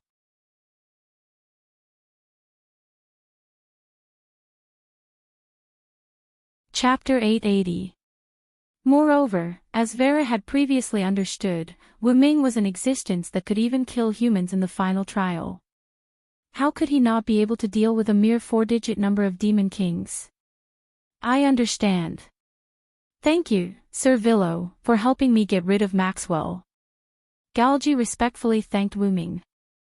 After all, Maxwell was someone sent by the higher-ups to monitor them, and Galji wanted to get rid of him as soon as possible. Do you know the secret of Maxwell's immortality? Wu Ming suddenly asked Galji. Galji revealed an expression as if he already knew. Sir Villo, I know the power in Maxwell's body. It's the power of the third perpetual motion mechanism from the future. So you do know. Wu Ming said as he waved his hand, and a small ball of light filled with a strange light appeared in Wu Ming's hand. The ball of light emitted a strange light that seemed to be constantly moving. This was the source of Maxwell's power that Galgi had mentioned, the third perpetual motion mechanism from the future. Wuming didn't know much about science. When Wuming arrived at the 5th floor of Nazalik and his doppelganger handed the ball of light to Wuming, Wuming was still confused. The appraisal of the third perpetual motion mechanism was done by Collis. Collis had a large amount of information stored in her database, and with her processing system, as well as Collis' highest-grade magic attire, as well as the influence of her origin power, Collis could easily do this. Moreover, Collis had also made the same judgment on the already dead Maxwell. Maxwell was a hypothetical, humanoid demon, or similar mechanism proposed by the British physicist James Clerk Maxwell that could detect and control the movement of a single molecule. Later generations called it a hypothetical spirit, or demon. Maxwell was a demon born from a paradox that was denied from the beginning, so he naturally didn't have a physical body. As a hypothetical demon born from this paradox, his strength couldn't even withstand a slightly stronger physical attack. But because of the third perpetual motion mechanism, Maxwell combined it with his own characteristics of not having a physical body to be able to produce himself infinitely and resurrect instantly after death. However, even with the perpetual motion mechanism, Maxwell couldn't resist the rules of the box. Maxwell was successfully killed by Wuming using the gift game, and the perpetual motion mechanism naturally became the dropped item that killed Maxwell. After all, this third perpetual motion mechanism wasn't Maxwell himself. According to Collis, the third perpetual motion mechanism was a byproduct of Maxwell. In that case, could Maxwell, who could freely control Absolute Evil's doppelganger, have something to do with Absolute Evil Azidakaha? However, after having this thought, Wuming immediately stopped thinking. In any case, those two fellows had already been killed. What was the point of pondering over this? After Maxwell died, he dropped this ball of light. Wuming wasn't afraid that Galgi would snatch it away, so he openly showed it to Galgi. "Congratulations, Sir Villo." Galgi smiled as if it was from the bottom of his heart, and this made Wuming feel quite awkward. "But I presume that you don't need this now that you've fully recovered, right?" Galgi's words had a hidden meaning. "You've already guessed it." Wuming wasn't surprised. Galgi's fully recovered referred to Wuming's recovery of his body. Galgi had seen Wuming before, or rather, he had seen Wuming wrapped in black mud.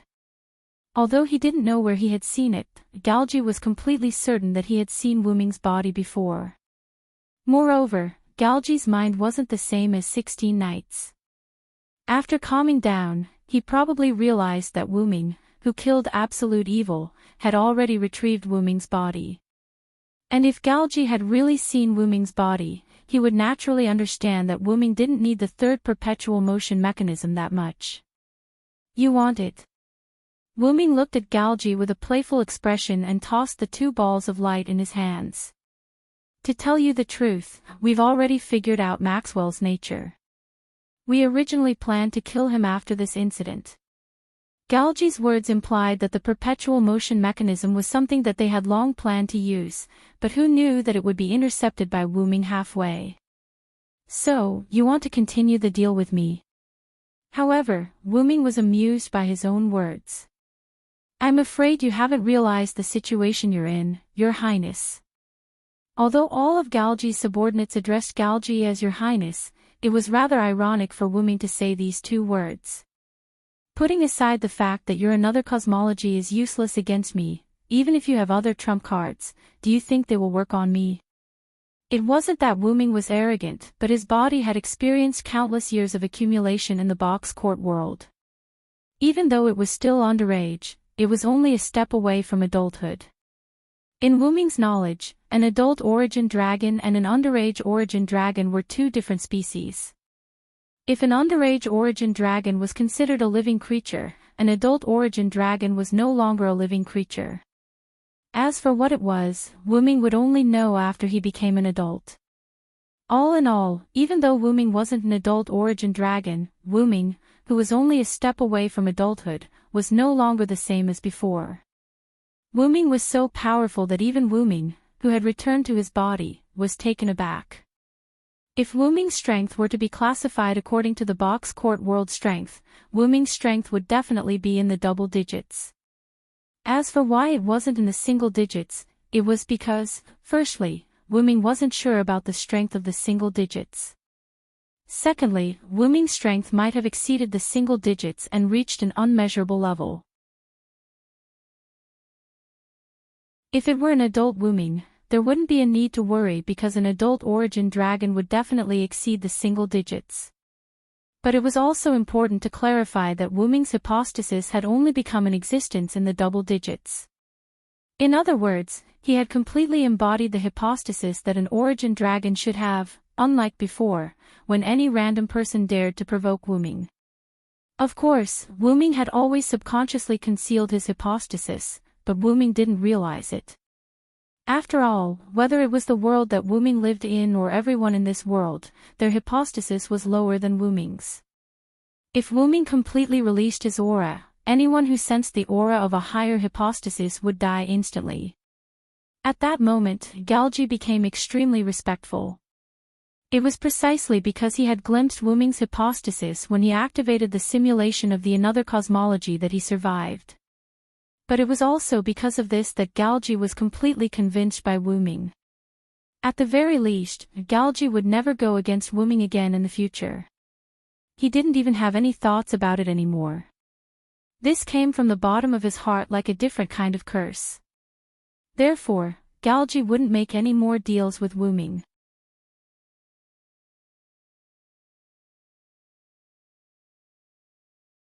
Chapter 881. You're wrong, Lord Villo. What I meant was that you can use this on your subordinates. Galji smiled and shook his head. If it was the old Galji, he might have tried to make a deal with Wu Ming. However, after being affected by Wu Ming's hypostasis, he had no intention of taking advantage of Wu Ming or even making a deal with him. Of course, the prerequisite is that you have to ensure your subordinates' loyalty. However, Wu Ming looked at Galji strangely. What's wrong with this guy? Master, I'm afraid he saw your hypostasis and was affected by you. Collis directly spoke to Wu Ming in Wu Ming's mind. Did he pry into my status? Wu Ming immediately thought of Pest. He didn't know what Pest had seen when he was summoned, but his attitude toward Wu Ming had completely changed. Unlike Galji's respect, Pest's attitude toward Wu Ming was one of extreme fear. Pest could see Wu Ming's true self because he had established a master-slave relationship with Wu Ming. However, how could Galji see his true self? My aura is indeed suppressed, isn't it, Collis? Wu Ming asked Collis. Since Wu Ming had just returned to his body, he might not have gotten used to it yet. Thus, Wu Ming had Collis monitor his condition. Master, your aura has been subconsciously suppressed by you. It doesn't seem to have been released. Collis had indeed been monitoring Wu Ming's condition, but Wu Ming had been subconsciously suppressing his aura all this time. Logically speaking, it shouldn't have leaked out. Could it be that the another cosmology simulation allowed Galji to see my hypostasis? Wu Ming thought about it. Perhaps only the another cosmology simulation could allow Galji to see his true self. Moreover, his current hypostasis wasn't something someone like Galji could withstand. The difference between the old Wu Ming and the current Wu Ming was like a balloon filled with slow air and a balloon filled with water. As long as the balloon didn't burst, the latter's fall from a high altitude was more lethal than the former's. If Galji had looked at him for a while longer, he might have really died. But now, Galji seems to be very respectful toward me. Wu Ming had an idea. Galji. What is it, Lord Villo? Galji looked at Wu Ming.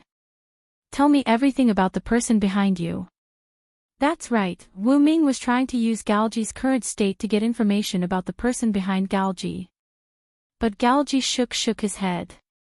Lord Villo, I'm afraid that won't do. It seemed that even if Galji was very respectful, he wasn't at the point where he would listen to Wu Ming's every word. Master, he clearly respects you because of your strength.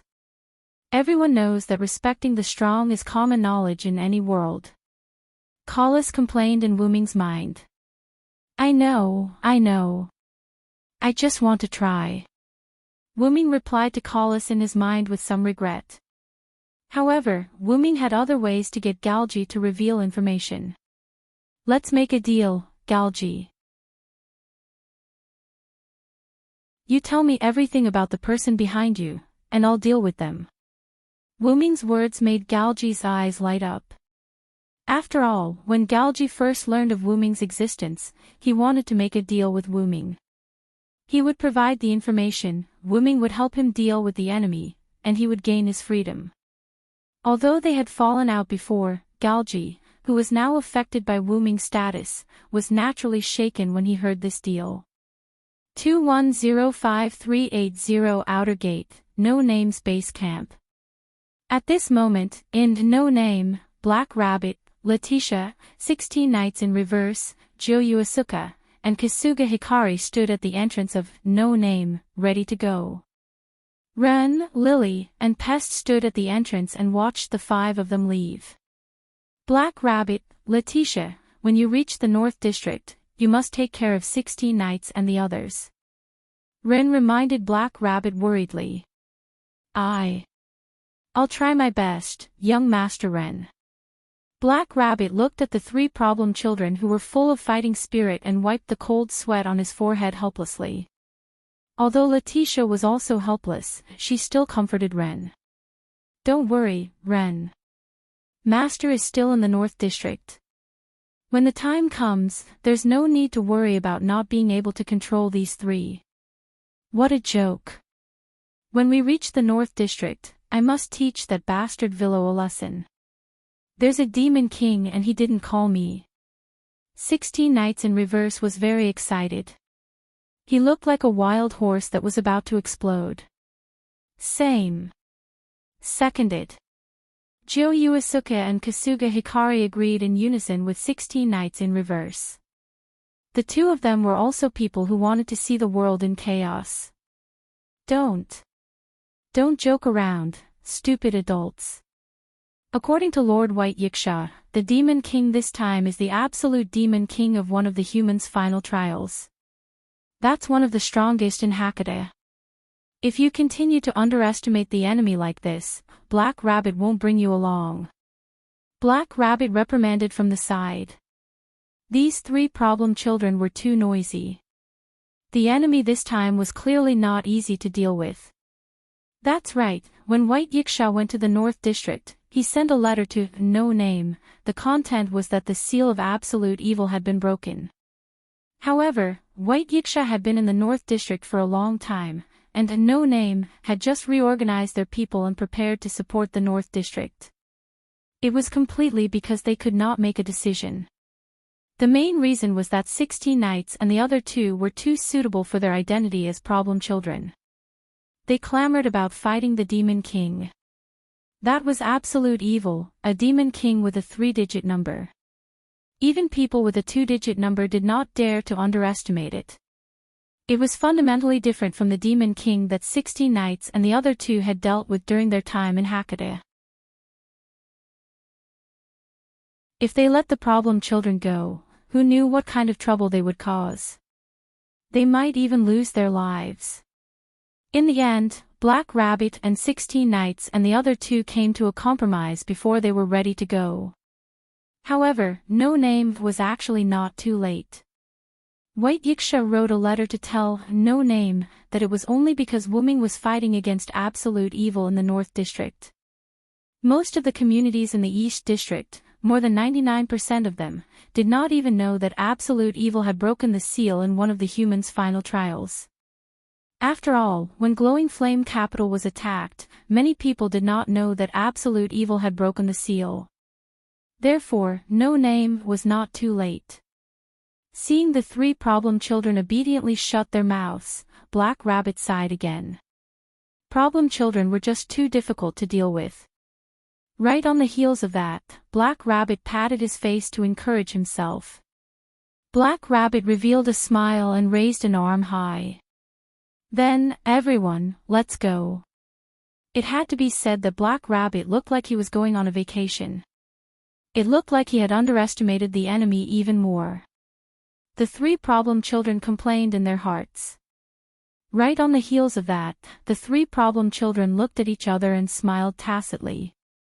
When they reached the North District, Black Rabbit would be completely useless. However, at this moment, a familiar voice entered everyone's ears. "Where are you going?"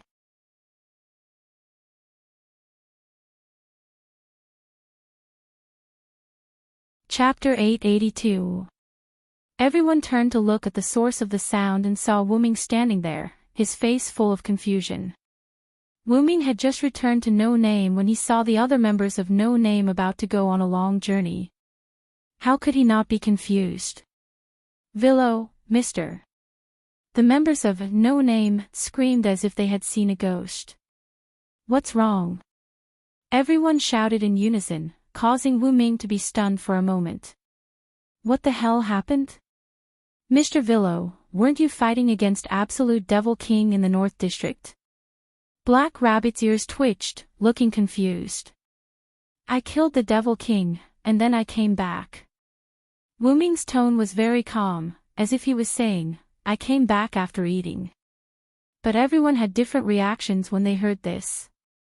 Ren and Black Rabbit were shocked, Restia was proud of Wuming, the three problem children were unhappy, and Pest was indifferent. After that, Wuming shrugged his shoulders and no longer cared about his companions, who he didn't know what they were doing. He walked straight into the interior of No Name. "I'll go back first." Wait a minute, Mr. Villo, that was Absolute Devil, how could you kill him so casually?" Black Rabbit turned around and wanted to chase after Wuming, but because he was too excited, his footsteps were a little shaky. "I didn't kill Absolute Devil casually, I fought with him for a day and a night before I killed him." Wuming replied without turning his head. Although he said that, it still didn't seem like it was difficult for him to kill Absolute Devil King. Furthermore, Reverse 16 Nights was very unhappy. "Not bad, Mr. Villo, you actually took the big prize without anyone noticing," Reverse 16 Nights said as he suddenly jumped up and kicked at Wuming. Clatter, a golden chain suddenly emerged from Silent Cry's clothes like a cold spear. The sharp end of the chain was aimed at 16 Nights, who was trying to turn back. Realizing that the chain was not ordinary, 16 Nights did not choose to fight it head-on. Instead, he changed his movement in mid-air and kicked the chain directly. Bang! The deafening sound of steel colliding rang out, and the airwaves produced by the collision spread out, impacting everyone. This caused Black Rabbit and the others to subconsciously raise their hands to resist the airwaves. At the same time, Wuming's aura changed and a tyrannical aura enveloped everyone present. However, the aura disappeared in an instant and everyone felt as though they were hallucinating. In the next second, the originally rigid chain became like an extremely resilient steel whip, ruthlessly lashing towards 16 Knights who had yet to land on the ground. 16 Knights reacted instantly and kicked the golden chain. With the help of the reaction force of the golden chain, he jumped back into the air and did a 360-degree spin before landing steadily. Everyone looked at Wuming and 16 Knights in a daze. They could not tell whether the terrifying aura just now was an illusion or real. However, because the terrifying aura appeared for less than a tenth of a second, no one could tell whether it was real or an illusion. "You've become stronger, Villo." Reverse 16 Knight's face was filled with an excited smile. He was excited that Wuming, a strong opponent, had become stronger. "Just as you saw, I accidentally found my body, so my strength is naturally different from before." After comforting Enkidu, Wuming put the chain back into his sleeve and turned to look at everyone. "So, Mr. Villo found his body." "That's great, congratulations." Black Rabbit subconsciously felt happy that Wuming found his body. However, Black Rabbit immediately reacted. "Wait, that's not the point. Don't fight in front of our community." Black Rabbit rushed towards Reverse 16 Knights in a frenzy, trying to subdue this problematic child who started the fight. "Stop, Black Rabbit, I won't fight anymore." However, Reverse 16 Knights stopped Black Rabbit with words. "Willow has become beyond my imagination. I can't beat him now." Reverse 16 Knights shook his head silently. "Ha!" Black Rabbit, who came to Reverse 16 Knights' side, made a strange sound. Reverse 16 Knights, this problematic child, actually admitted that he was not a match for Garen and stopped the fight. Did the sun rise from the west?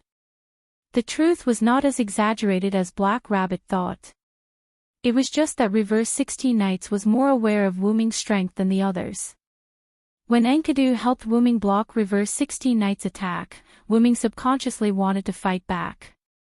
However, he did not control it well and almost used his full strength. After all, Wuming and Azh were fighting too intensely. During that one day and one night of fighting, although Wuming did not really use his full strength, every move he made was not casual either. It might not be strong for Azh, but for the people in the middle and lower levels of the community, it was a very strong move. In short, Wuming was used to fighting seriously. When faced with Reverse 16 Knights' greeting kick, he almost became serious. However, even so, Reverse 16 Knights was still aware of the difference between the two of them. He was no match for Wuming now. Reverse 16 Knights was not someone who did not know when to back down. He still had some self-awareness. Moreover, this was just Reverse 16 Knights' greeting to Wuming. He did not have any intention of fighting Wuming properly. Even if he did, he would not fight in front of so many people in no name. Therefore, it was impossible for them to fight. Black Rabbit was worrying too much. "When I become stronger, let's fight again." Reverse 16 Knights revealed an unruly expression and looked at Wuming with joy and anticipation. "No, it's too troublesome."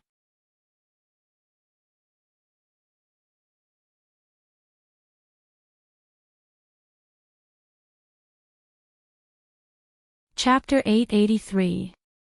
In the no-name chat room, everyone sat together and chatted with Wuming. They learned about absolute evil bit by bit from Wuming. "So that's how it is. Mr. Willow has experienced quite a lot of things along the way." Black Rabbit pointed at several things that Wuming said. Fighting with the undying Demon King, fighting with the heroes born in the apocalypse, and finally fighting with the humans in the final trial. "I'm jealous." 16 Knights wished he could replace himself with Wuming to experience all that. 16 Knights was excited just by thinking about it. Who knew how happy Wuming, who had experienced all that, would be? But that's only for Willow. If it were us, our lives would be in danger. Zhou Yuan Fei now held her teacup and took a sip gracefully. Letitia said, agreeing with Zhou Yuan Fei Niao's words. "Yes, Fei Niao is right.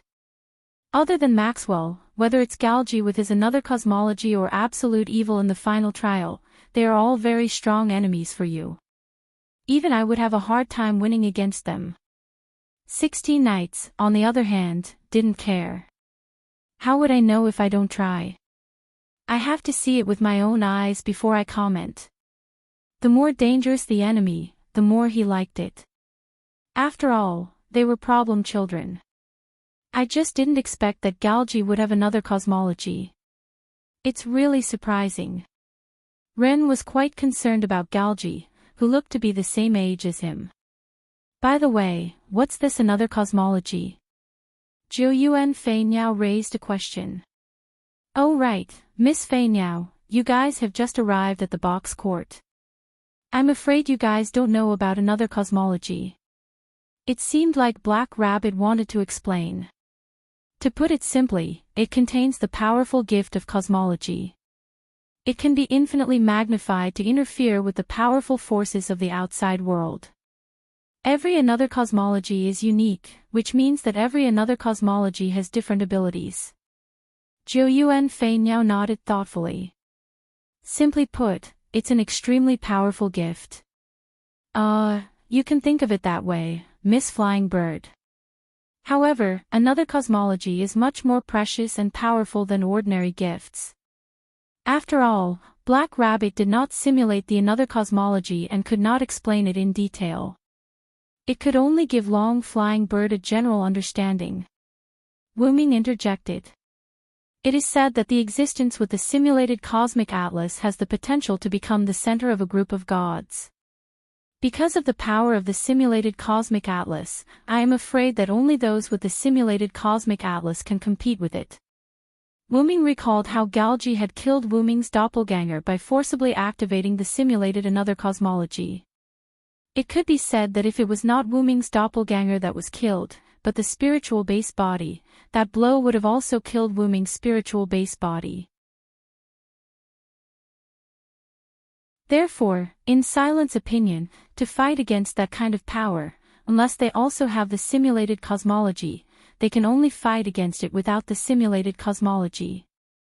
Otherwise, only Silent, the bug, can fight against it without the simulated cosmology.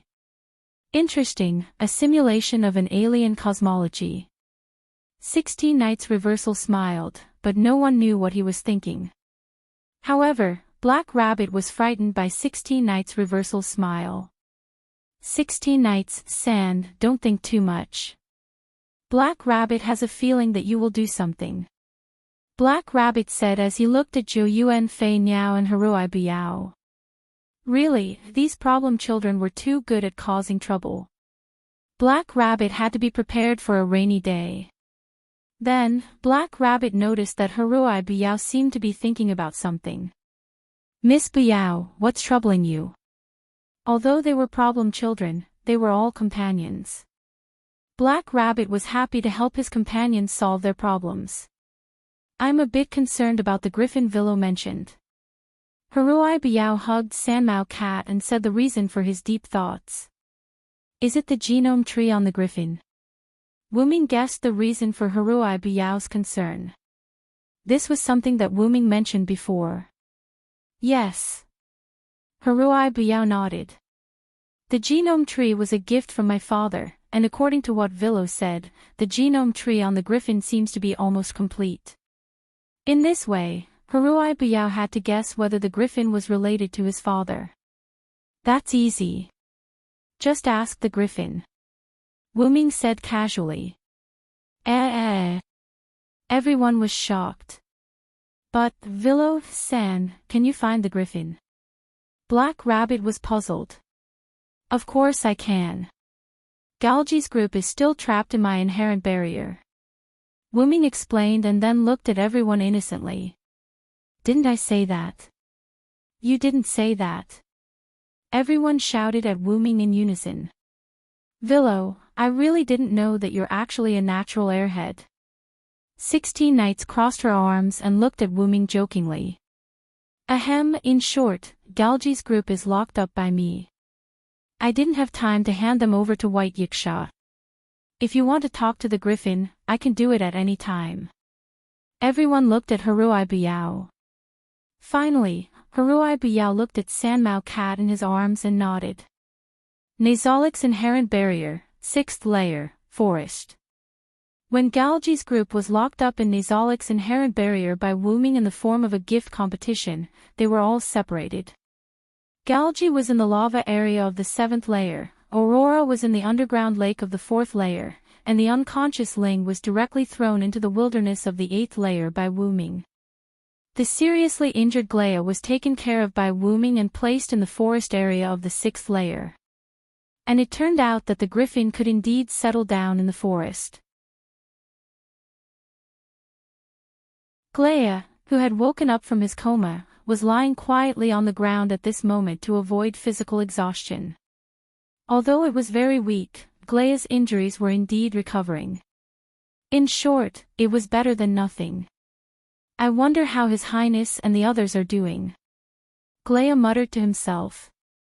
Glea, who had woken up from his serious injuries, saw the contract document in front of him at a glance and knew that he was trapped in a place that was not a forest.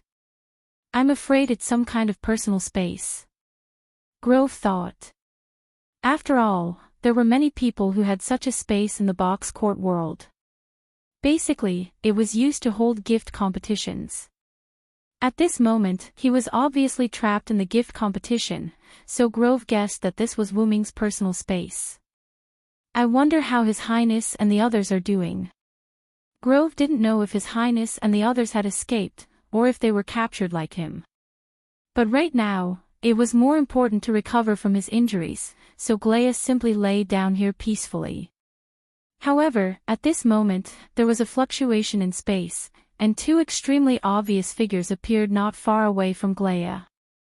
Glea couldn't help but be vigilant.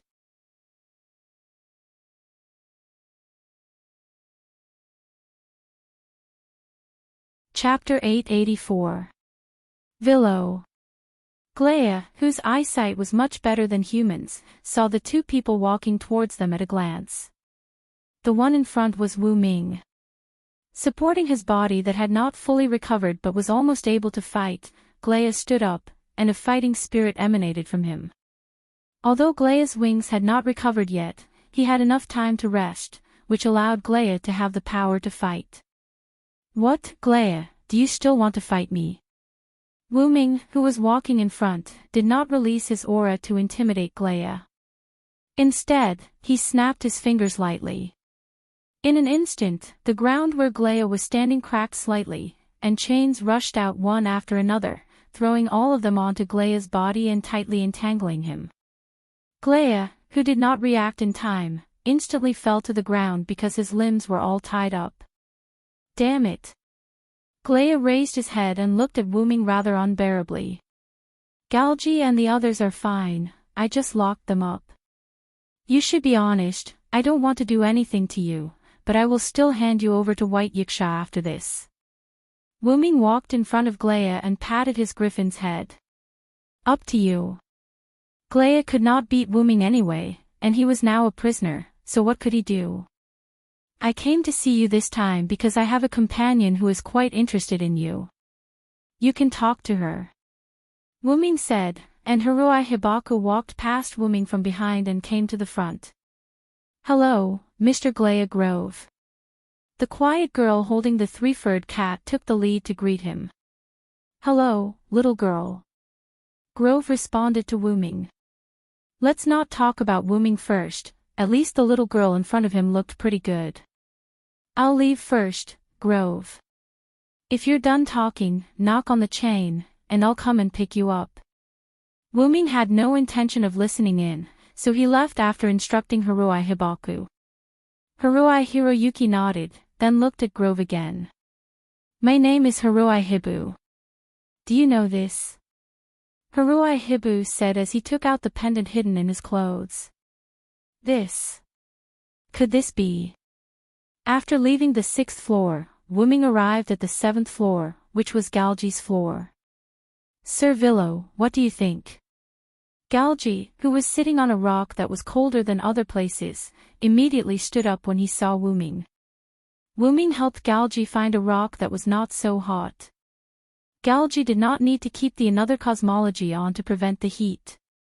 After all, if he accidentally glanced at Wu Ming when the another cosmology was half turned on, it would definitely be uncomfortable. "I haven't done anything to those people yet. It'll take some time, but I'll deal with them in a way that won't put the blame on you or me." After Galji told Wu Ming everything he knew about the people behind him, Wu Ming did not immediately make a move on those existences. First of all, Galji had never really come into contact with the higher-ups.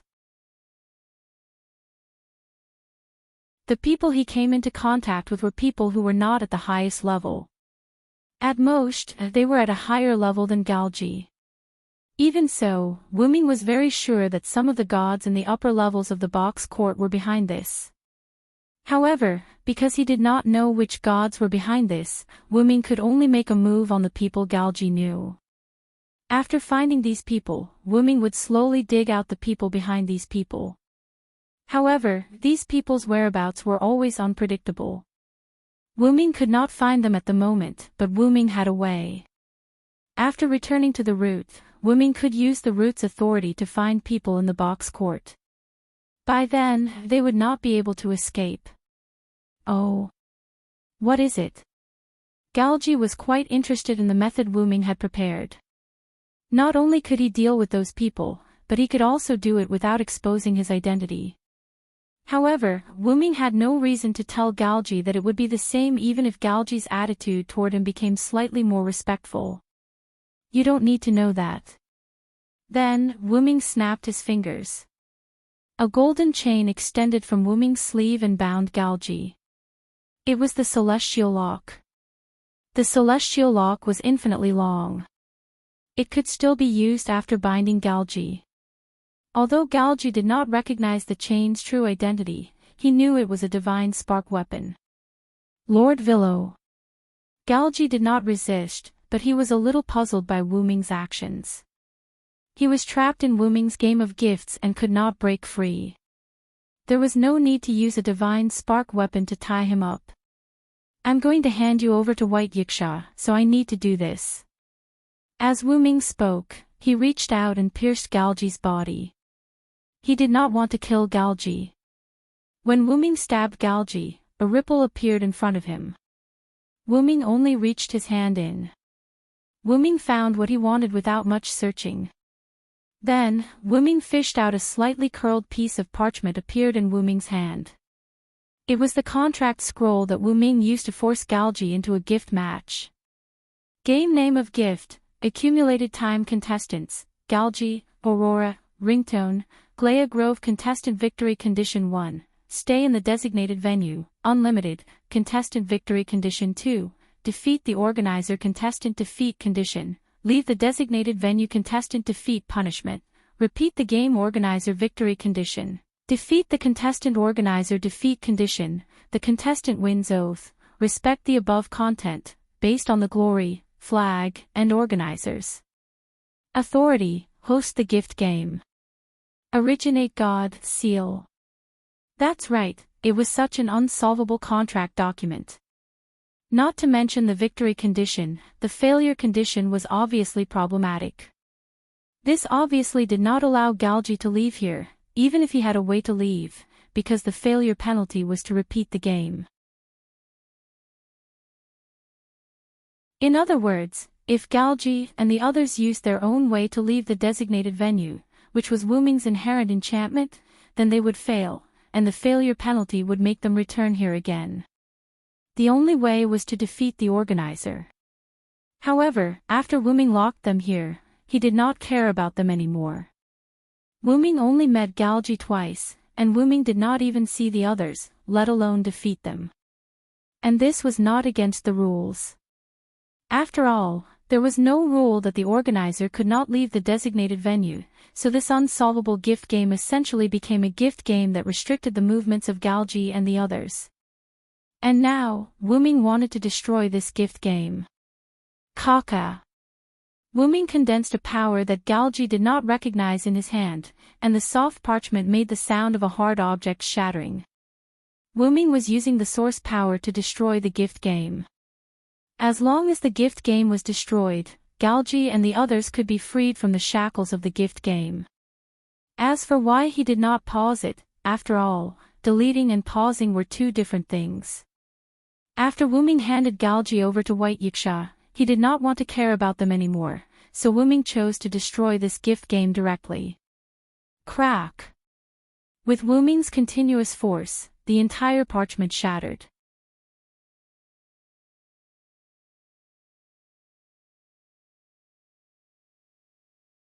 Chapter 885.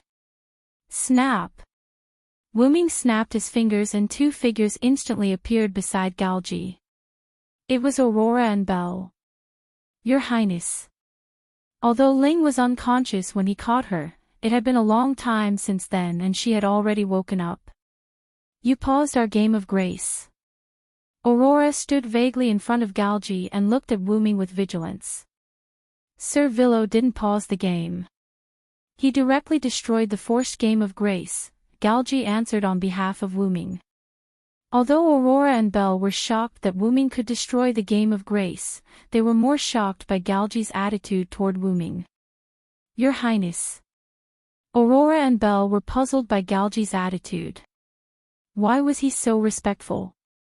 Belle, Aurora, you must correct your attitude as a prisoner. Galgi looked at the two of them and gestured for them to not act rashly. I made a deal with your highness. I will help him deal with the enemy, and he will willingly be handed over to White Yiksha to be imprisoned. Waving the heaven lock in his hand, Wuming explained to the two of them. Although Aurora and Belle were a little surprised, it was not impossible to accept after thinking about it carefully. After all, if it was a deal of this level, His Highness would still be able to accept it. However, Wuming and Galji's deal wasn't like this. However, Wuming wouldn't let Galji off, and Galji was aware of this, so he didn't expose Wuming's words. Besides, Galji didn't know if it was due to Wuming's influence, but he thought through a lot while meditating on the 7th floor. How could dragging out an ignoble existence compare to living honorably? Galji indeed had to pay the price for his previous actions. If not, wouldn't those who died indirectly because of him be wronged? He was a hero who appeared in the post-apocalyptic world, so he had to do something worthy of the name of Galji. And most importantly, Wuming would help him deal with the enemy. Therefore, even though he was about to be imprisoned, Galji felt that he had gained freedom. Freedom from being dominated by others. Sir Villo is right. We're about to go to jail. I'm sorry for dragging you into this. Galji looked at the two of them apologetically. What are you talking about, Your Highness? Since you want to go to jail, we will definitely accompany you. Grabbing the trapped Galji, Ring shook her head. Aurora had the same idea. There was no need for apologies between them. The reason they had gathered together was because of Galji. Since Galji was going to jail, they would accompany him. Wuming was very clear about this, so he only bound Galji. After all, as long as Galji was still there, the others wouldn't leave him. It was precisely because he knew this that Galji said, "Sorry for implicating you," instead of, "You can leave." Of course, even if they wanted to leave, Wuming might not allow it. No, Wuming definitely wouldn't allow them to leave. Although Galji was the mastermind, Aurora and Ring's sins weren't small either, so they had to be punished. So, where's Glea? Aurora looked at Wuming again. She and Ring had been summoned to Galji's side by Wuming using teleportation, but why wasn't Glea there? One had to know that Glea was seriously injured in order to block Wuming's weapon salvo. Could it be? Aurora and Ring suddenly felt sad. Both of them were guessing if Glea had died from his serious injuries. However, only Galji looked indifferent because he knew very well that Glea must be fine. Wuming wouldn't attack Glea, and without external influence, a griffin's vitality was very tenacious. It wouldn't die so easily. Don't worry. It's just because a companion in my community is looking for Glea for something. It's just that the discussion hasn't ended yet. Just wait a little. This made Aurora and Ring feel helpless. In this day and age, they still had to wait when they were sent to prison, but at this moment, the celestial lock binding Galji made a clanging sound. According to Wuming's request, as long as Haruhibu Yao and Glea finished their discussion, they could knock on the heaven lock that bound Glea and send a message to Wuming, asking him to pick her up. Although the interval was very short, there was no doubt that Haruhibu Yao had finished talking to Glea. My companion has finished talking to Glea. Wuming snapped his fingers again. In an instant, the surrounding scene suddenly changed, and everyone came to a forest. Your Highness. Glea's surprised voice entered everyone's ears. Glea and Galji were also bound by golden chains, and there was a girl beside them. The girl was Haruhibu Yao. Elder Glea, are your injuries okay? Ring immediately ran to Glea's side, looking rather worried. Then, Aurora and Galji followed. After all, Glea was indeed seriously injured at that time. Except for the wings that have not recovered yet, the injuries on my body have mostly recovered. Glea was right. At that time, he had his back facing Wuming's attack. Therefore, as a griffin, his wings had suffered the most serious injuries. It's good that you're fine. At this moment, Galji was also relieved. While Galji and the others were talking, Wuming also talked to Haruhibu Yao at this moment. How is it? Did you get anything you want to know? Haruhibu Yao thought for a moment and nodded, but then shook his head. This made Wuming a little dumbfounded. Are you not satisfied with the answer? Wuming guessed. Yes. This time, Haruhibu Yao nodded honestly. However, I'm already very satisfied to be able to talk to Glaya. Haruhibu Yao showed a satisfied smile. It seemed that he had made friends with Glaya. Wu Ming, on the other hand, felt that Haruhi Hiroyuki was quite content. After all, not everyone has the opportunity to find clues when looking for something they want. Although Wu Ming didn't know what Haruhibu Yao was looking for, Haruhibu Yao should be satisfied to be able to find a clue. Do you need my help?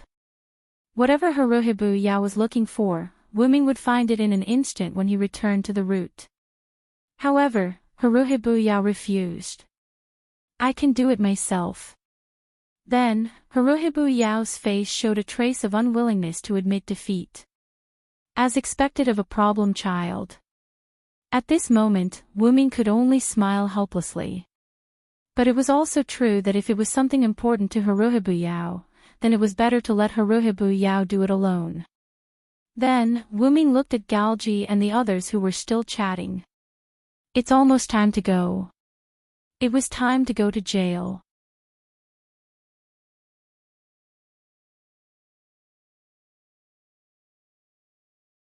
Chapter 886.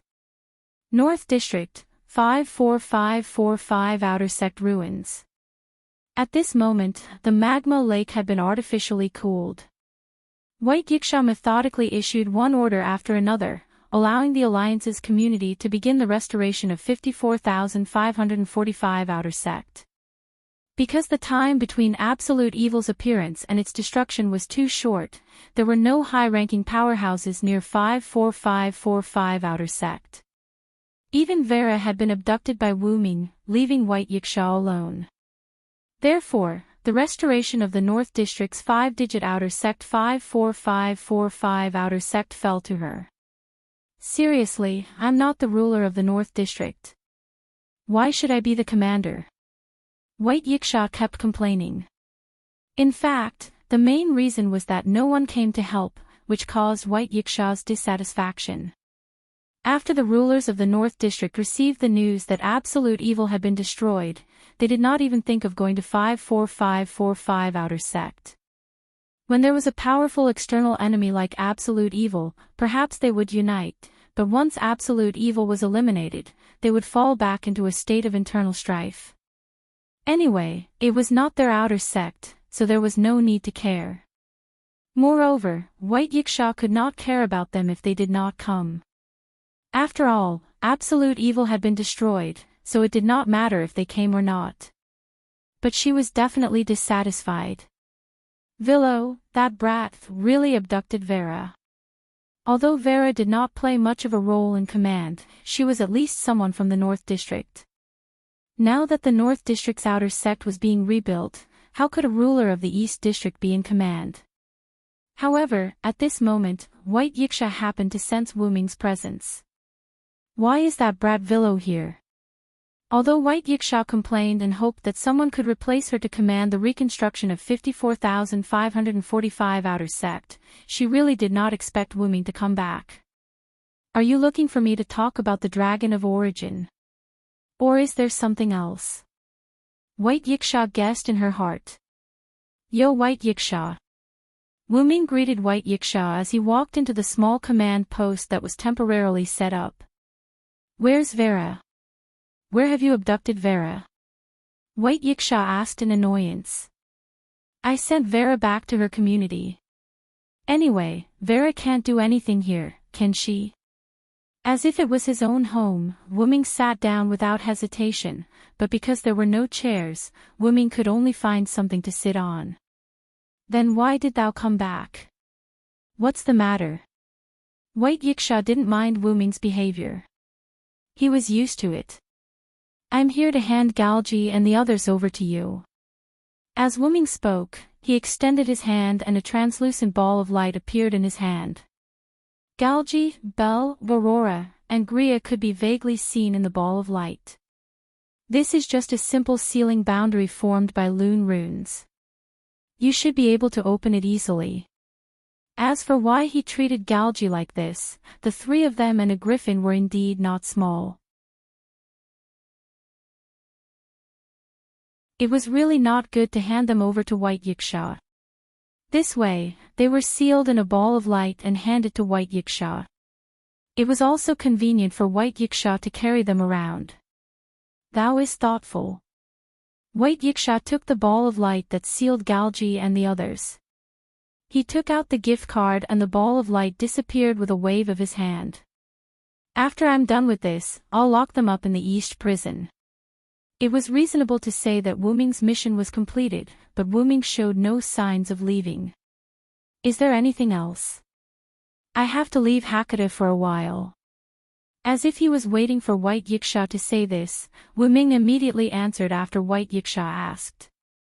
It's not like thou hast never left before, White Yiksha complained. Or are thou preparing not to come back for a long time this time? White Yiksha hit the nail on the head.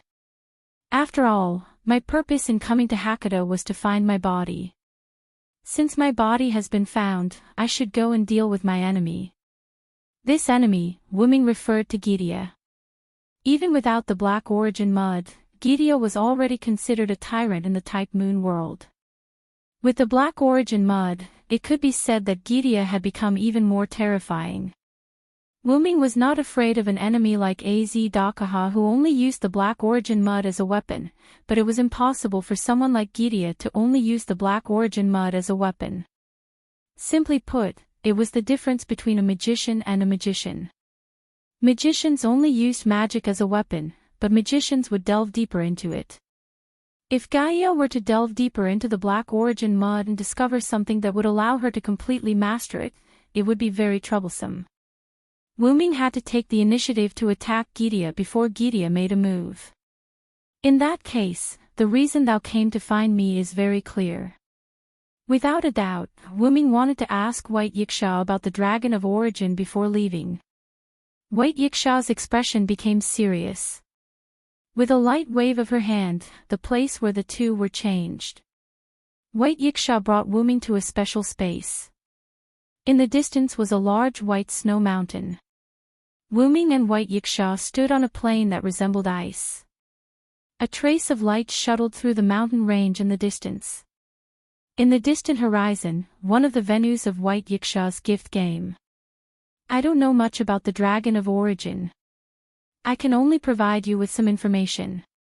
Putting away her usual playful expression, White Yiksha straightened her attitude and looked at Wu Ming. That's right. White Yiksha brought Wu Ming here to tell Wu Ming about the Dragon of Origin. That was a long time ago. It was so long ago that it was longer than my lifespan.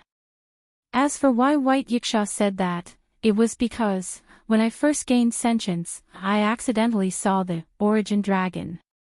As if recalling the past, White Yiksha's aura became slightly in line with her age. That was at the end of the day. I didn't know how I discovered the other party. At the same time, the thought of "this is the Dragon of Origin" automatically appeared in my mind.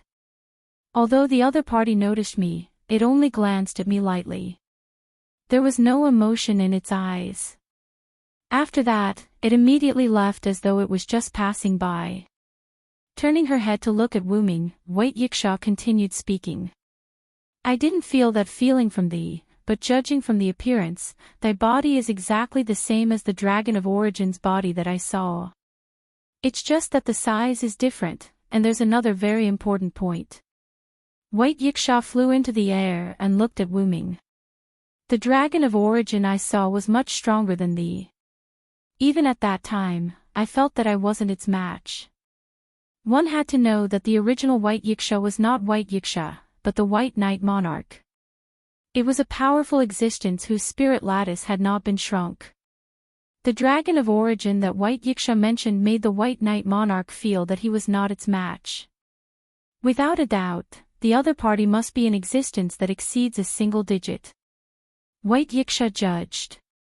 By the way, White Yiksha, are there no single-digit existences in Hakata?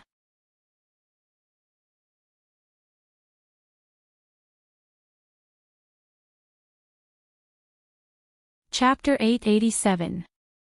Wu Ming had been in Hakata for a while and had seen existences with 3 to 7 digits. Although White Yiksha had fallen from 2 digits to 4 digits because he had converted to Buddhism, Wu Ming had a rough understanding of the strength of 2 digits after fighting with Az Dakaha. After all, Az Dakaha, who had the black soil root, could no longer be in 3 digits. He had almost displayed the strength of 2 digits, but Az Dakaha's essence was still in 3 digits. However, Wu Ming had never heard of or seen the existence of a single digit. In the ancient books in No Name's underground library, Wu Ming had not found any content related to a single digit. Therefore, Wu Ming could not help but be curious about a single digit. Actually, from 3 digits onward, you can't divide them according to strength. You have to look at your own spirit lattice. Logically speaking, below 3 digits, you had to look at your spirit lattice to divide them. However, spirit lattice below 3 digits did not have an overwhelming effect on strength. Therefore, from 3 digits onward, you had to divide them according to strength. If your spirit lattice reached 2 digits, your strength would naturally be in 2 digits. Of course, there were those without spirit lattice. At that time, you could only look at your own strength. For example, 16 Knight's essence was human. In addition, there were no traces of spirit lattice on 16 Knight's body. Logically speaking, 16 Knights should be in the 7 digits. However, 16 Knights had an inhumanly strong physique. This allowed 16 Knights' strength to be in the 4 digits. Therefore, 16 Knights' strength was in the 4 digits. However, for an ordinary human to have the strength of 4 digits, 16 Knight's body probably had some hidden power that he had not figured out. In any case, that was what Wu Ming believed. After that, let's take a look at Az Dakaha. If a million gods surrounded Az Dakaha and Az Dakaha activated Avesta to copy the strength of the million gods into himself, Az Dakaha's strength would instantly reach 2 digits. However, under normal circumstances, Az Dakaha's spirit lattice would still be in the 3 digits. Therefore, Az Dakaha's strength in Hakata was a 3-digit demon king who would not cower in the face of a 2-digit enemy. In short, not having a spirit lattice did not mean that one was weak. However, the stronger the spirit lattice, the stronger one was. As for the single digit you mentioned, there is none. With this foreshadowing, White Yiksha's answer to Wu Ming was much easier. None. Wu Ming was stunned. I can't say that there aren't any. 1-digit numbers do exist, but they're no longer creatures with self-awareness. They're things like laws. Since 1-digit numbers were something similar to laws, in that case, Hakata's strongest combat power is only in the 2 digits, right? Wu Ming deduced. You are not stupid. However, Hakata's 2-digit numbers are very rare. There are only 17 in total. As for the 2-digit level, do you know Shakyamuni? That bald donkey belongs to the 2-digit category. This made Wu Ming come to a realization. It turned out that there were only 17 2-digit numbers in Bok Sting. It was indeed as rare as phoenix feathers and Qilin horns. However, if the founder of the world's 3 major religions like Shakyamuni had a 2-digit number, then the main gods of other myths and religions' founders would probably have a 3-digit number. After all, there were only 17 2-digit numbers. However, Hakata had 100 god groups. There were very few god groups that could have a 2-digit number. However, 3-digit god groups were almighty.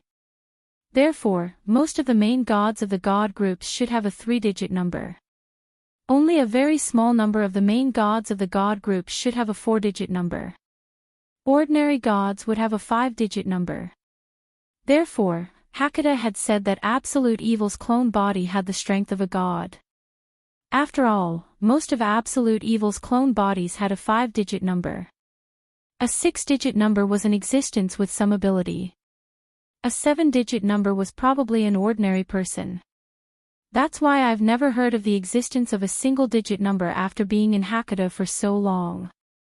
This suspicious point had been resolved. No, if it were now, there would still be a single-digit number, White Yiksha said as he stared at Wuming. Are you referring to me? Wuming pointed at himself. I'm referring to you.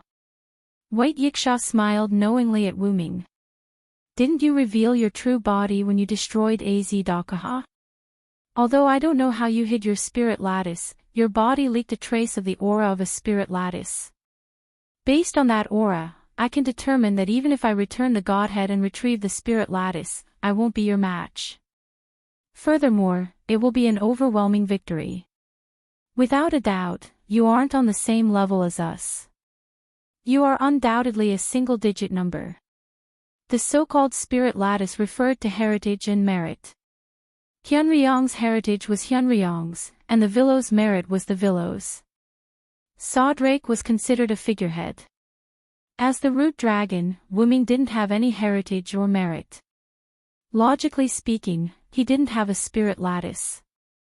Therefore, it wasn't that Wuming had hidden his spirit lattice, but that he really didn't have one. However, White Yiksha said that she had sensed it. As the root dragon, Wuming wasn't bound by the box court. Wuming guessed that his own status had replaced the spirit lattice, causing White Yiksha to make the wrong judgment. However, if one really only looked at Wuming's status, Wuming was indeed higher than any existence in the box court. At this moment, Wuming was an existence that was only one step away from entering the adult stage. Although he had not taken this crucial step, Wuming would definitely not be in the double digits now. After all, his hypostasis had been liberated to the maximum. In that case, he would definitely be in the single digits. However, you are much weaker than the root dragon I first encountered. Even so, I can determine that you aren't a 2-digit number, but an existence higher than that. As a former 2-digit number, White Yiksha's judgment was definitely correct. Although it was unbelievable, it was completely confirmed that Wuming was a 1-digit number. After that, did you not see the root dragon again? Wuming asked again. The next time I saw you was you. Speaking of which, when I saw your true body previously, I couldn't recall it because it was too long ago. However, I kept feeling that it was déjà vu. Fortunately, I'm not that old. I still remember. White Yiksha opened her fan and waved it twice proudly. Then let's end it here. Since White Yiksha had nothing else to say, it was time to end it. No name, I will use my methods to take care of them in secret, but I still have to ask you to take care of them. Wuming's secret care was not as effective as White Yiksha's, the local snake's, care on the surface. You don't have to worry about this. Just based on the fact that you defeated Absolute Evil and No Name's performance during this period of time, No Name can be raised by a single digit to 6 digits. Furthermore, I'm prepared to give No Name the authority of a region ruler. The community's hierarchy was related to the entire community. It wasn't something that could be promoted just because one person made a significant contribution. However, 16 knights and the others had indeed contributed a lot to No Name during this period of time after coming to the box court. Just the matter of defeating Absolute Evil's avatar was enough. Their strength had also been recognized by the lower 6 or 7 digits. With Wuming's defeat of Absolute Evil as an opportunity, No Name would have no problem rising to 6 digits. As for the region ruler, there was no need to mention it. No Name was originally a region ruler, and now it had the strength. White Yiksha was just returning it to its rightful owner. Then I'll leave it to you.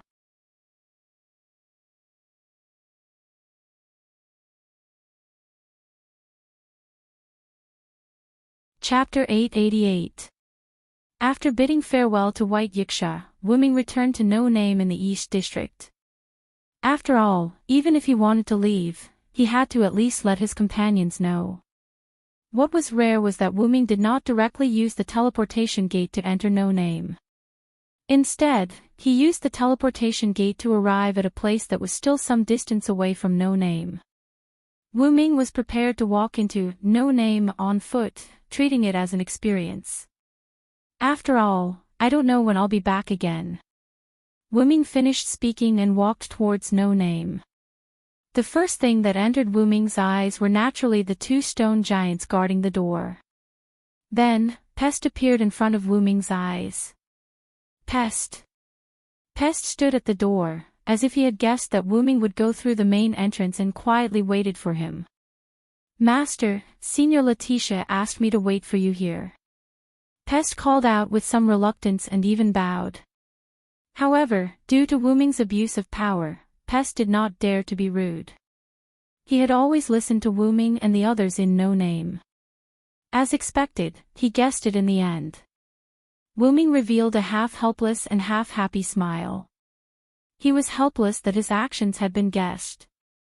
It was really contradictory that his companions could guess his actions. Let's go, Pest. Wuming did not say anything else.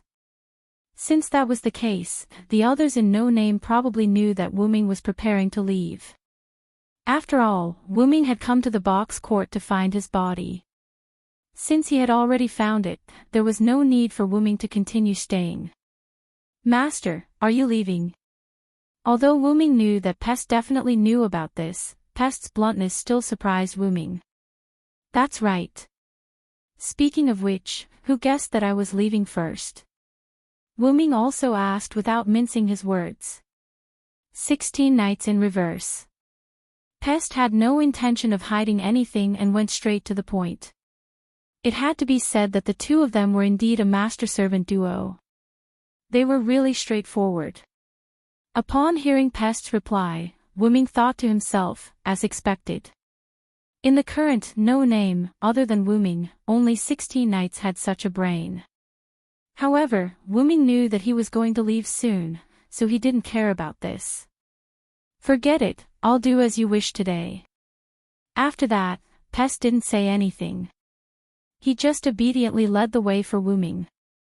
Speaking of which, did they hold a banquet? It doesn't look like he's in the house, and he even asked you to lead the way. It was obvious that Pest wasn't leading Wuming in the direction of the house. Instead, the two of them were circling around No Name's house. It looked like they were heading towards the back of the house. Yes, Senior Letitia and the others have prepared a banquet for Master. Firstly, it's to celebrate Master defeating absolute evil. Secondly, it's to bid Master farewell. Wuming nodded silently. If that was the case, the entire No Name would be present. It was no wonder that it wasn't in the house. After all, even if No Name didn't have many members, there were still more than 100 of them. Most importantly, most of them were children. Compared to holding a banquet in the house, it was more comfortable to hold it in the open air. It could be said that they were considerate of the children. Wuming turned his gaze and saw Pest's frail, childlike figure. Although Pest was the Demon King, he was only pushed to the front by the 80 million wraiths who died from the Black Death as their representative and sat on the Demon King's throne. To be honest, Pest was just a child. Pest, have you mastered 4-digit strength recently? Wuming's tone was like an elder caring for a junior. Hearing Wuming's words, Pest froze for a moment and his footsteps slowed. But shortly after, Pest regained his composure and continued walking forward. Are you wondering why I care about you? Wuming, who saw through Pest's thoughts, asked again. Yes. Pest, who was walking in front of Wuming, nodded and replied softly. Thinking about it, it's not strange at all. You're my servant, so of course I care about you. Little did he know that Wuming's words could easily cause misunderstandings. Although Pest wouldn't misunderstand, these words were still jarring to Pest's ears. Pest stopped in his tracks and spoke with a heavy tone. But I'm only a slave of the master of no name. Pest didn't care about Wu Ming's identity and began to throw caution to the wind. After all, she was the demon king who was defeated by Wu Ming. She was a defeated demon king who belonged to no name. To be honest, although there was a saying that a defeated demon king would be included in the community of the person who defeated them, this rule wasn't mandatory. If the community didn't need it, they could reject it. From Pest's point of view, the reason she was included in no name was because no name currently lacked combat power. If that wasn't the case, what awaited Pest would be death. Now that the community lacked manpower, Pest was included, so she was no different from a slave of no name. Previously, when Wu Ming was talking about his experiences in the Northern District in the chat room, although Pest was present, she didn't speak. She only listened quietly as if she didn't have the right to speak. In the end, it was because of this reason. However, this was Pest's personal opinion. In fact, no one in no name thought of Pest as a slave. Not even the slightest bit. Since she was part of the community, everyone was a family. Back then, Letitia joined no name because she was defeated by the main force of the previous generation of no name. Now, Letitia was completely integrated into no name. She didn't look like a slave at all. Instead, Black Rabbit treated her intimately and even called Letitia Senior. First of all, we don't mean to treat you as a slave. That's just what you think. Wu Ming used his status as Pest's master to walk to Pest's side and rub Pest's little head with his large hand, as if telling Pest not to think too much. No one in no name has ever ordered you around, right? And I didn't give you any unreasonable orders. Moreover, Wu Ming didn't give Pest many orders. Ever since he summoned Pest, Wu Ming had been running around outside and didn't see Pest much. You have to work hard to communicate with the others in the community, Pest. However, Pest didn't seem to care. I don't think I can communicate with the people of the community who killed my companions and enslaved me. That was true, but Pest was still a child. In this regard, Wu Ming could only sigh silently.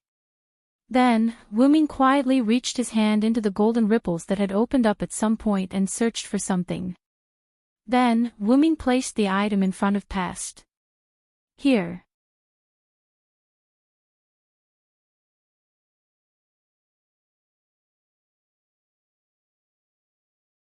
Chapter 889.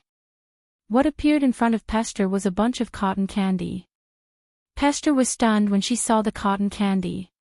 This reminded her of the first time she met Wu Ming. At that time, Wu Ming had also bought cotton candy for her. She had to admit that the cotton candy was quite sweet. Let's not talk about how you are with the others for now. We have to get closer to each other. This cotton candy was bought by Wu Ming the last time. It was kept fresh by magic, so it had been left in Wu Ming's space. However, Pester didn't take it and turned her head to the side. Also, about your companions, if you use the method I used to summon you, they will definitely respond. However, when Wu Ming finished speaking, Pester was clearly stunned. You need a holy relic, right? I don't have their holy relic, Pester said in a fit of pique. La Ting's case wasn't too bad. The flute she used was left behind, but it had been confiscated by White Yiksha. It was difficult to find it back. As for Wei Shi, he really didn't leave anything behind after disappearing. You should have seen how powerful your master is, right? Even without the holy relic, I can still find them. This is the agreement between you and your master. Trust me. To put it simply, Wu Ming was prepared to use the Great Origin to continue cheating. As someone who had seen Wu Ming's main body the moment they formed the contract, Pester naturally understood that Wu Ming was special. Since it was a promise made by such a person, it definitely wouldn't be a lie. However, Pester still seemed to be a little hesitant. She moved her small hand and wanted to grab the cotton candy in front of her, but she couldn't make up her mind. Take it. Wu Ming grabbed Pester's hand and placed the cotton candy stick in her hand. If you need anything in the future, just tell your master. I'm your master. Although Pest was summoned as an Avenger, it didn't mean that he had revenge in his heart. It was just that the Avenger job was most suitable for him. After Wu Ming finished speaking, he didn't care about Pest's reaction. He held Pest's hand, which was still holding the cotton candy, and headed towards their destination. At this moment, Pest felt his heart warming up a little. Pester raised his head slightly and looked at Wu Ming. He started to think that his master wasn't that bad after all. One more thing. You have to build a good relationship with the other members of the community.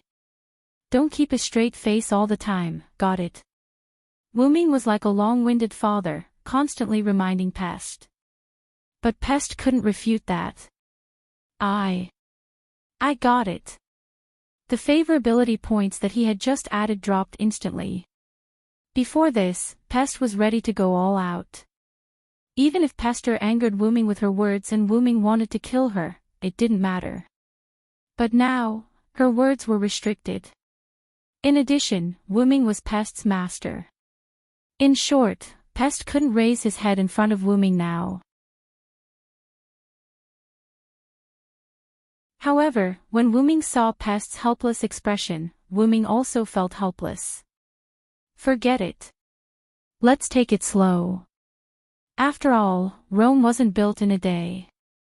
He didn't want to force Pest. As long as there was change, it didn't matter if it took a long time. However, just as Wu Ming and Pest were chatting, the two had already arrived at their destination. As everyone knew, as the largest community in the Lower East District, No Name's land was very vast. Behind No Name's castle-shaped building, there was a large open space. No one knew what it was for, but it was very spacious. At this moment, dozens of tables were placed on the originally spacious ground. The tables were covered with a not-so-fancy tablecloth. Plates of different shapes and sizes were placed on the tablecloth, and on the plates were various delicacies from the box court world. Did you rob someone? Wu Ming couldn't help but shout when he saw this scene. After all, there were so many sumptuous delicacies. Whether it was the appearance, color, or even the aroma that Wu Ming smelled, it all represented the value of these delicacies. How could it be a robbery, Mr. Villo? Everyone bought these from a high-class restaurant together. Black Rabbit's very recognizable voice came from behind Wu Ming. Wu Ming turned his head. More than 100 people stood not far behind Wu Ming. Without a doubt, after seeing Wu Ming arrive, they secretly came out from the nearby building. Although Wu Ming used his psychic ability to detect them, he had to pretend that he didn't know. Among the community members, most of the children were lined up like bushes. Compared to these children, Black Rabbit, 16 Knights, and the others clearly had the advantage of height. Even Letitia in her lowly form was half a head taller than these children. Perhaps, only Ren and Pest were as tall as these children of the community. Oh, Pest is actually holding hands with the Villo. Jiuyu and Asuka looked at Pest, who was holding hands with Wu Ming, as if he didn't care about the situation. There's a situation. Haruai Hiroyuki, who was holding the three-furred cat, said simply, but the gossipy look in his eyes proved that this guy and Jiuyu and Asuka were both problematic children. Hearing this, Pest also reacted. He immediately shook off Wu Ming's hand and shrunk to the side. I think the two of you have nothing better to do. Wu Ming looked at Jiuyu and Asuka and Haruai Hiroyuki as if he had already given up. The heavens took pity on him. He really didn't have any messy thoughts about Pest, but being ridiculed by others really made Wu Ming a little unhappy. Wu Ming stopped looking at Jiuyu and Asuka and Haruai Hiroyuki and looked at Ren and Black Rabbit. Since I'm already here, don't let the children stand there like idiots. Hurry up and eat.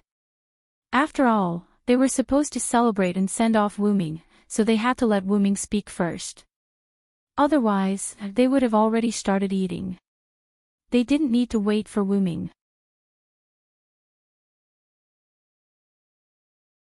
Wu Ming's sharp eyes noticed that many children were salivating. They hadn't eaten such good food in the past 3 years.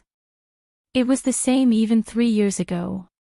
After all, 3 years ago, most of their teeth weren't fully grown yet. Naturally, they couldn't eat such delicious food. More importantly, 3 years ago, some of the children didn't even know how to walk yet. In short, they were basking in Wu Ming's glory today. Alright, everyone. Since Mr. Villo is here, let's start the banquet. Oh, oh, oh. The cheers of the children seemed to break through the sky. This made Wu Ming feel a little deafened. Sure enough, the children were hot-blooded and their voices were loud. Under Black Rabbit's encouragement and lead, the children, including Ren, happily ran to the front of the tables and began the long-awaited journey of delicious food.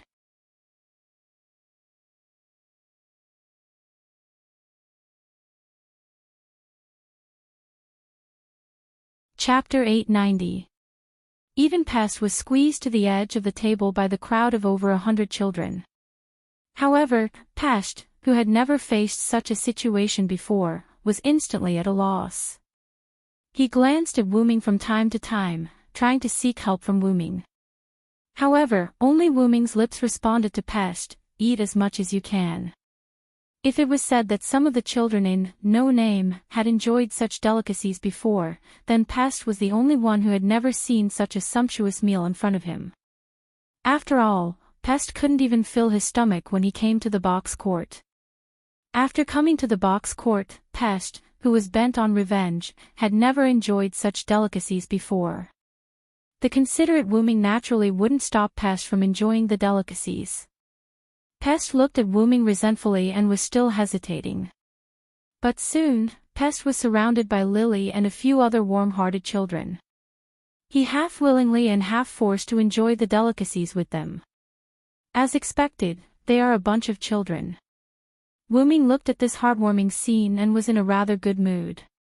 Although it's a banquet held with the excuse of celebrating you, that's just a passing remark. It's actually just to let the children of the community enjoy a rare celebration. 16 Knights walked to Wu Ming's side and crossed his arms behind his head. He looked at the children of the community eating heartily with a smile on his face.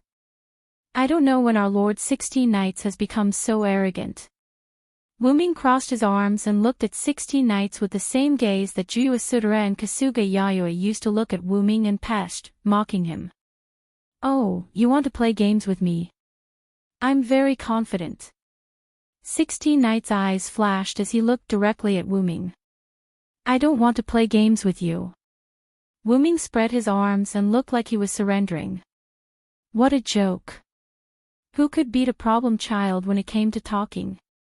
Wu Ming would not ask for a snub. By the way, when did you start preparing? Wu Ming was naturally referring to the banquet in front of him. The dozens of tables of delicacies in front of him must have taken a lot of effort. Even if he counted from the time Wu Ming left to find White Yiksha, time was rather tight.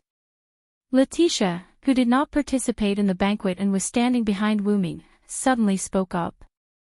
Master, actually, everyone has been planning this banquet to celebrate the community's continuous progress. It's just that you didn't know about it. Because they had already started preparing, the members of No Name were able to prepare these delicacies in such a short period of time. At the same time, it was precisely because 16th Night had already started preparing for it that celebrating and sending off Wu Ming was really just a matter of convenience. In other words, 16th Night wasn't lying. Ahem. Indeed, we should hold a banquet like this. Wu Ming ignored 16th Night's teasing gaze as he coughed. Since the community had begun to develop steadily, they could not always lead a hard life. How could it be that they were eating chaff when they had a house full of gold? Of course, no matter what, it had to be done in moderation. By the way, since it's a banquet, Letitia, there's no need for you to be my maid anymore. Join the banquet with Black Rabbit and the others. Look, aren't they greeting you? Wuming was not wrong. Black Rabbit, Lily, Ren, and many other children of the community, as well as Jo Yuasuke and Kasuga Hikari, who had already joined the banquet, were all greeting them from time to time. I'm afraid they're calling for you, Master. Letitia playfully retorted. Letitia's words were not without reason. They might actually be calling for Wuming and the other two who had not yet joined the banquet. At that moment, Wuming could only smile and shake his head helplessly. Let's go. Although you're just a matter of convenience, we're still here to celebrate and send you off. After 16th Night finished speaking, she ignored Wuming and went straight to the banquet. I really don't know what to do with you guys. After all, Wuming had already said that he would follow the wishes of everyone in the community. If that was the case, then it was better to comply. Not sure if it was the universe or some other special space that stretched as far as the eye could see, there were large transparent yet opaque balls arranged in a regular pattern. A meteor was moving forward at a speed that normal people would not be able to see. It seemed as if there was no end to it. This was the gap between the worlds, a special space that had no end. Between the worlds. And that meteor was Wuming, who had left the box garden world. After happily attending the banquet, Wuming interacted with his no-name companions for a while, gave Letitia and Pest some instructions, and chatted with 16 Nights Reversal for a while. After that, Wuming left in an extremely natural manner, as though he was going out. There were no excessive goodbyes, no complicated words. It was really as if he was going out for a normal trip. At most, it could be considered as a long trip. Wuming left just like that. The main force of No Name understood that Wuming's long trip this time was not simple. However, no one directly said it out loud. Instead, they treated it as normal. They did not think that Wuming would really not return. They all believed in Wuming and believed that he would definitely return soon. Just like what Wuming had said to White Yiksha and Vera previously, it was fine as long as they trusted Wuming. There was no need to care about anything else. And 16th Night, Black Rabbit, and the others did the same. As for why, perhaps, this was what they meant by companions. Wuming collected his scattered thoughts, shook his head, and suppressed these thoughts. He then increased his flying speed.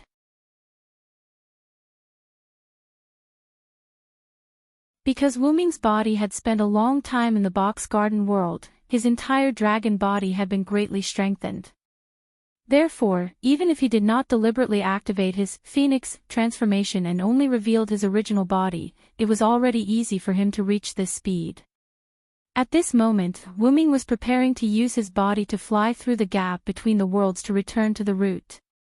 Because Wuming's backup machine was guarding the route, the entire route was hidden. Even the entrance was not the one that Wuming had seen before. Apart from using a special method to enter, or Wuming removing the route's concealment, there was no other way to enter the route. However, Wuming's backup machine inside the route was like a lighthouse that guided Wuming through the fog at night. Wuming only needed to rely on his senses to constantly move forward, and he would be able to reach the route. For example, Wuming did not know what was going on. All he saw was the scenery around him blurring, and Wuming had returned to the route.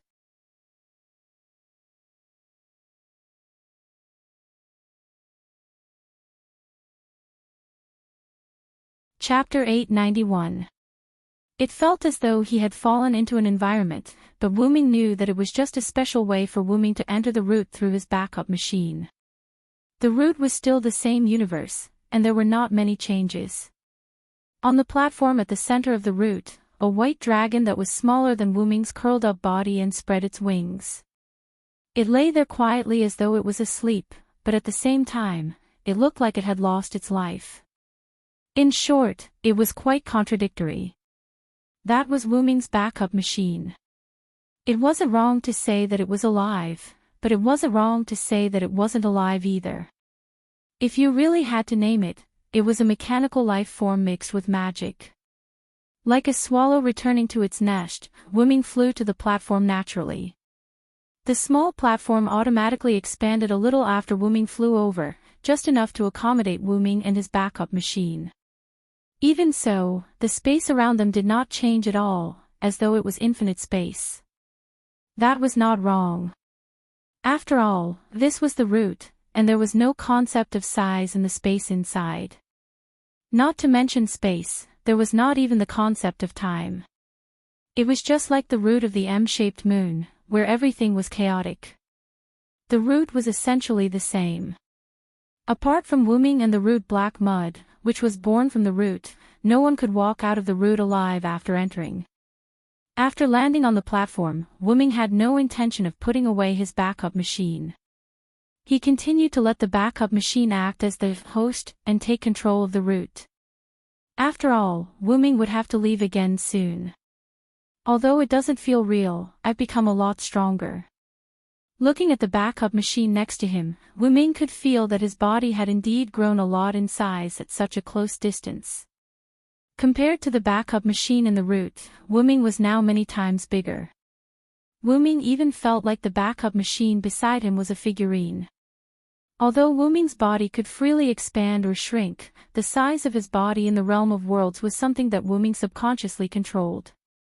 In other words, Wu Ming's current size was what Wu Ming subconsciously thought was appropriate.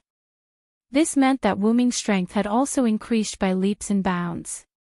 After confirming the increase in his strength once again, Wu Ming made up his mind. It was time to find trouble with Gidia. But before that, Wu Ming had to act on the promise he made in the box world. He had to help Pest summon Wesley and Latine, punish the person behind Galji's words, and finally, and most importantly, the problem of absolute evil in the box world. However, Wu Ming didn't intend to let himself handle these matters. Wu Ming was going to let Collis help Wu Ming with these matters. It wasn't that Wu Ming was lazy. Collis could totally do it, and the results might be several times better than Wu Ming's. Collis's brain alone was hundreds of millions of times faster than a human computer. In addition, Collis was a product of the mysterious realm, so her efficiency was many times higher than Wu Ming's. She could do these things with half the effort. That was why Wu Ming had the idea of letting Collis do it for him. When Collis and Wu Ming's bodies were lost in the box world, Wu Ming was troubled by certain things. Now, he had finally found Collis. If everything was left to Collis, what would Wu Ming do? Wu Ming was naturally going to make a trip to the seventh singularity. As early as when Wu Ming obtained his dependent avatar, he could already multitask.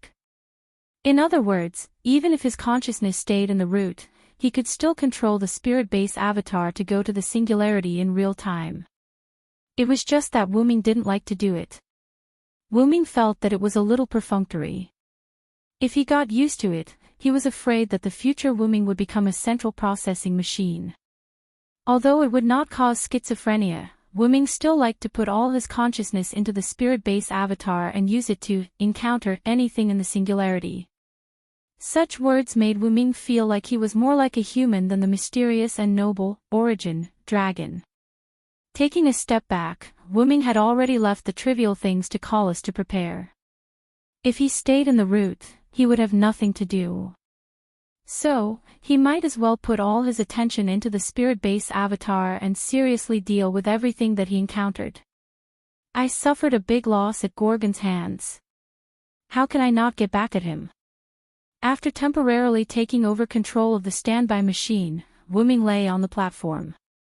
Some of the necessary details still had to be handled by Wu Ming himself. After that, he could leave it to Collis. I wonder how Tachika and the others are doing. According to Wu Ming's speculation, Tachika and the others should have reached the last singularity by now. Just in time. I can solve the problem of absolute evil while I'm at it. He decided to solve the problem of the singularity as soon as possible, and then go on a crusade against Gidia with Tachika and the others. Wu Ming stretched out his dragon claw and tapped the empty space in front of him. A naked spirit base avatar appeared in front of Wu Ming, and the face was exactly the face of Wu Ming's human form. Then, Wu Ming spoke to Enkidu and Kalas. Enkidu, Kalas, I'm counting on you. Wu Ming meant for Enkidu and Kalas to accompany Wu Ming's spirit base to the singularity in the form of avatars. Enkidu didn't say anything. Instead, the golden heaven lock wrapped around Wu Ming's dragon claw arrived in front of Wu Ming's spirit base like a swimming dragon, causing a series of clanking sounds. The wedge at the tip of the heaven lock gently tapped Wu Ming's spirit base. In an instant, a silver-white chain appeared on Wu Ming's body. Not only that, but the silver-white chain also had a hint of gold, which made it look quite extraordinary. From this, it could be seen that Enkidu had already connected his avatar to Wu Ming's spirit base. Next was Kalas's turn. Hum. A buzzing sound that sounded like an auditory hallucination appeared inside the great source. However, this wasn't an auditory hallucination, but rather the sound of Kalas's movements.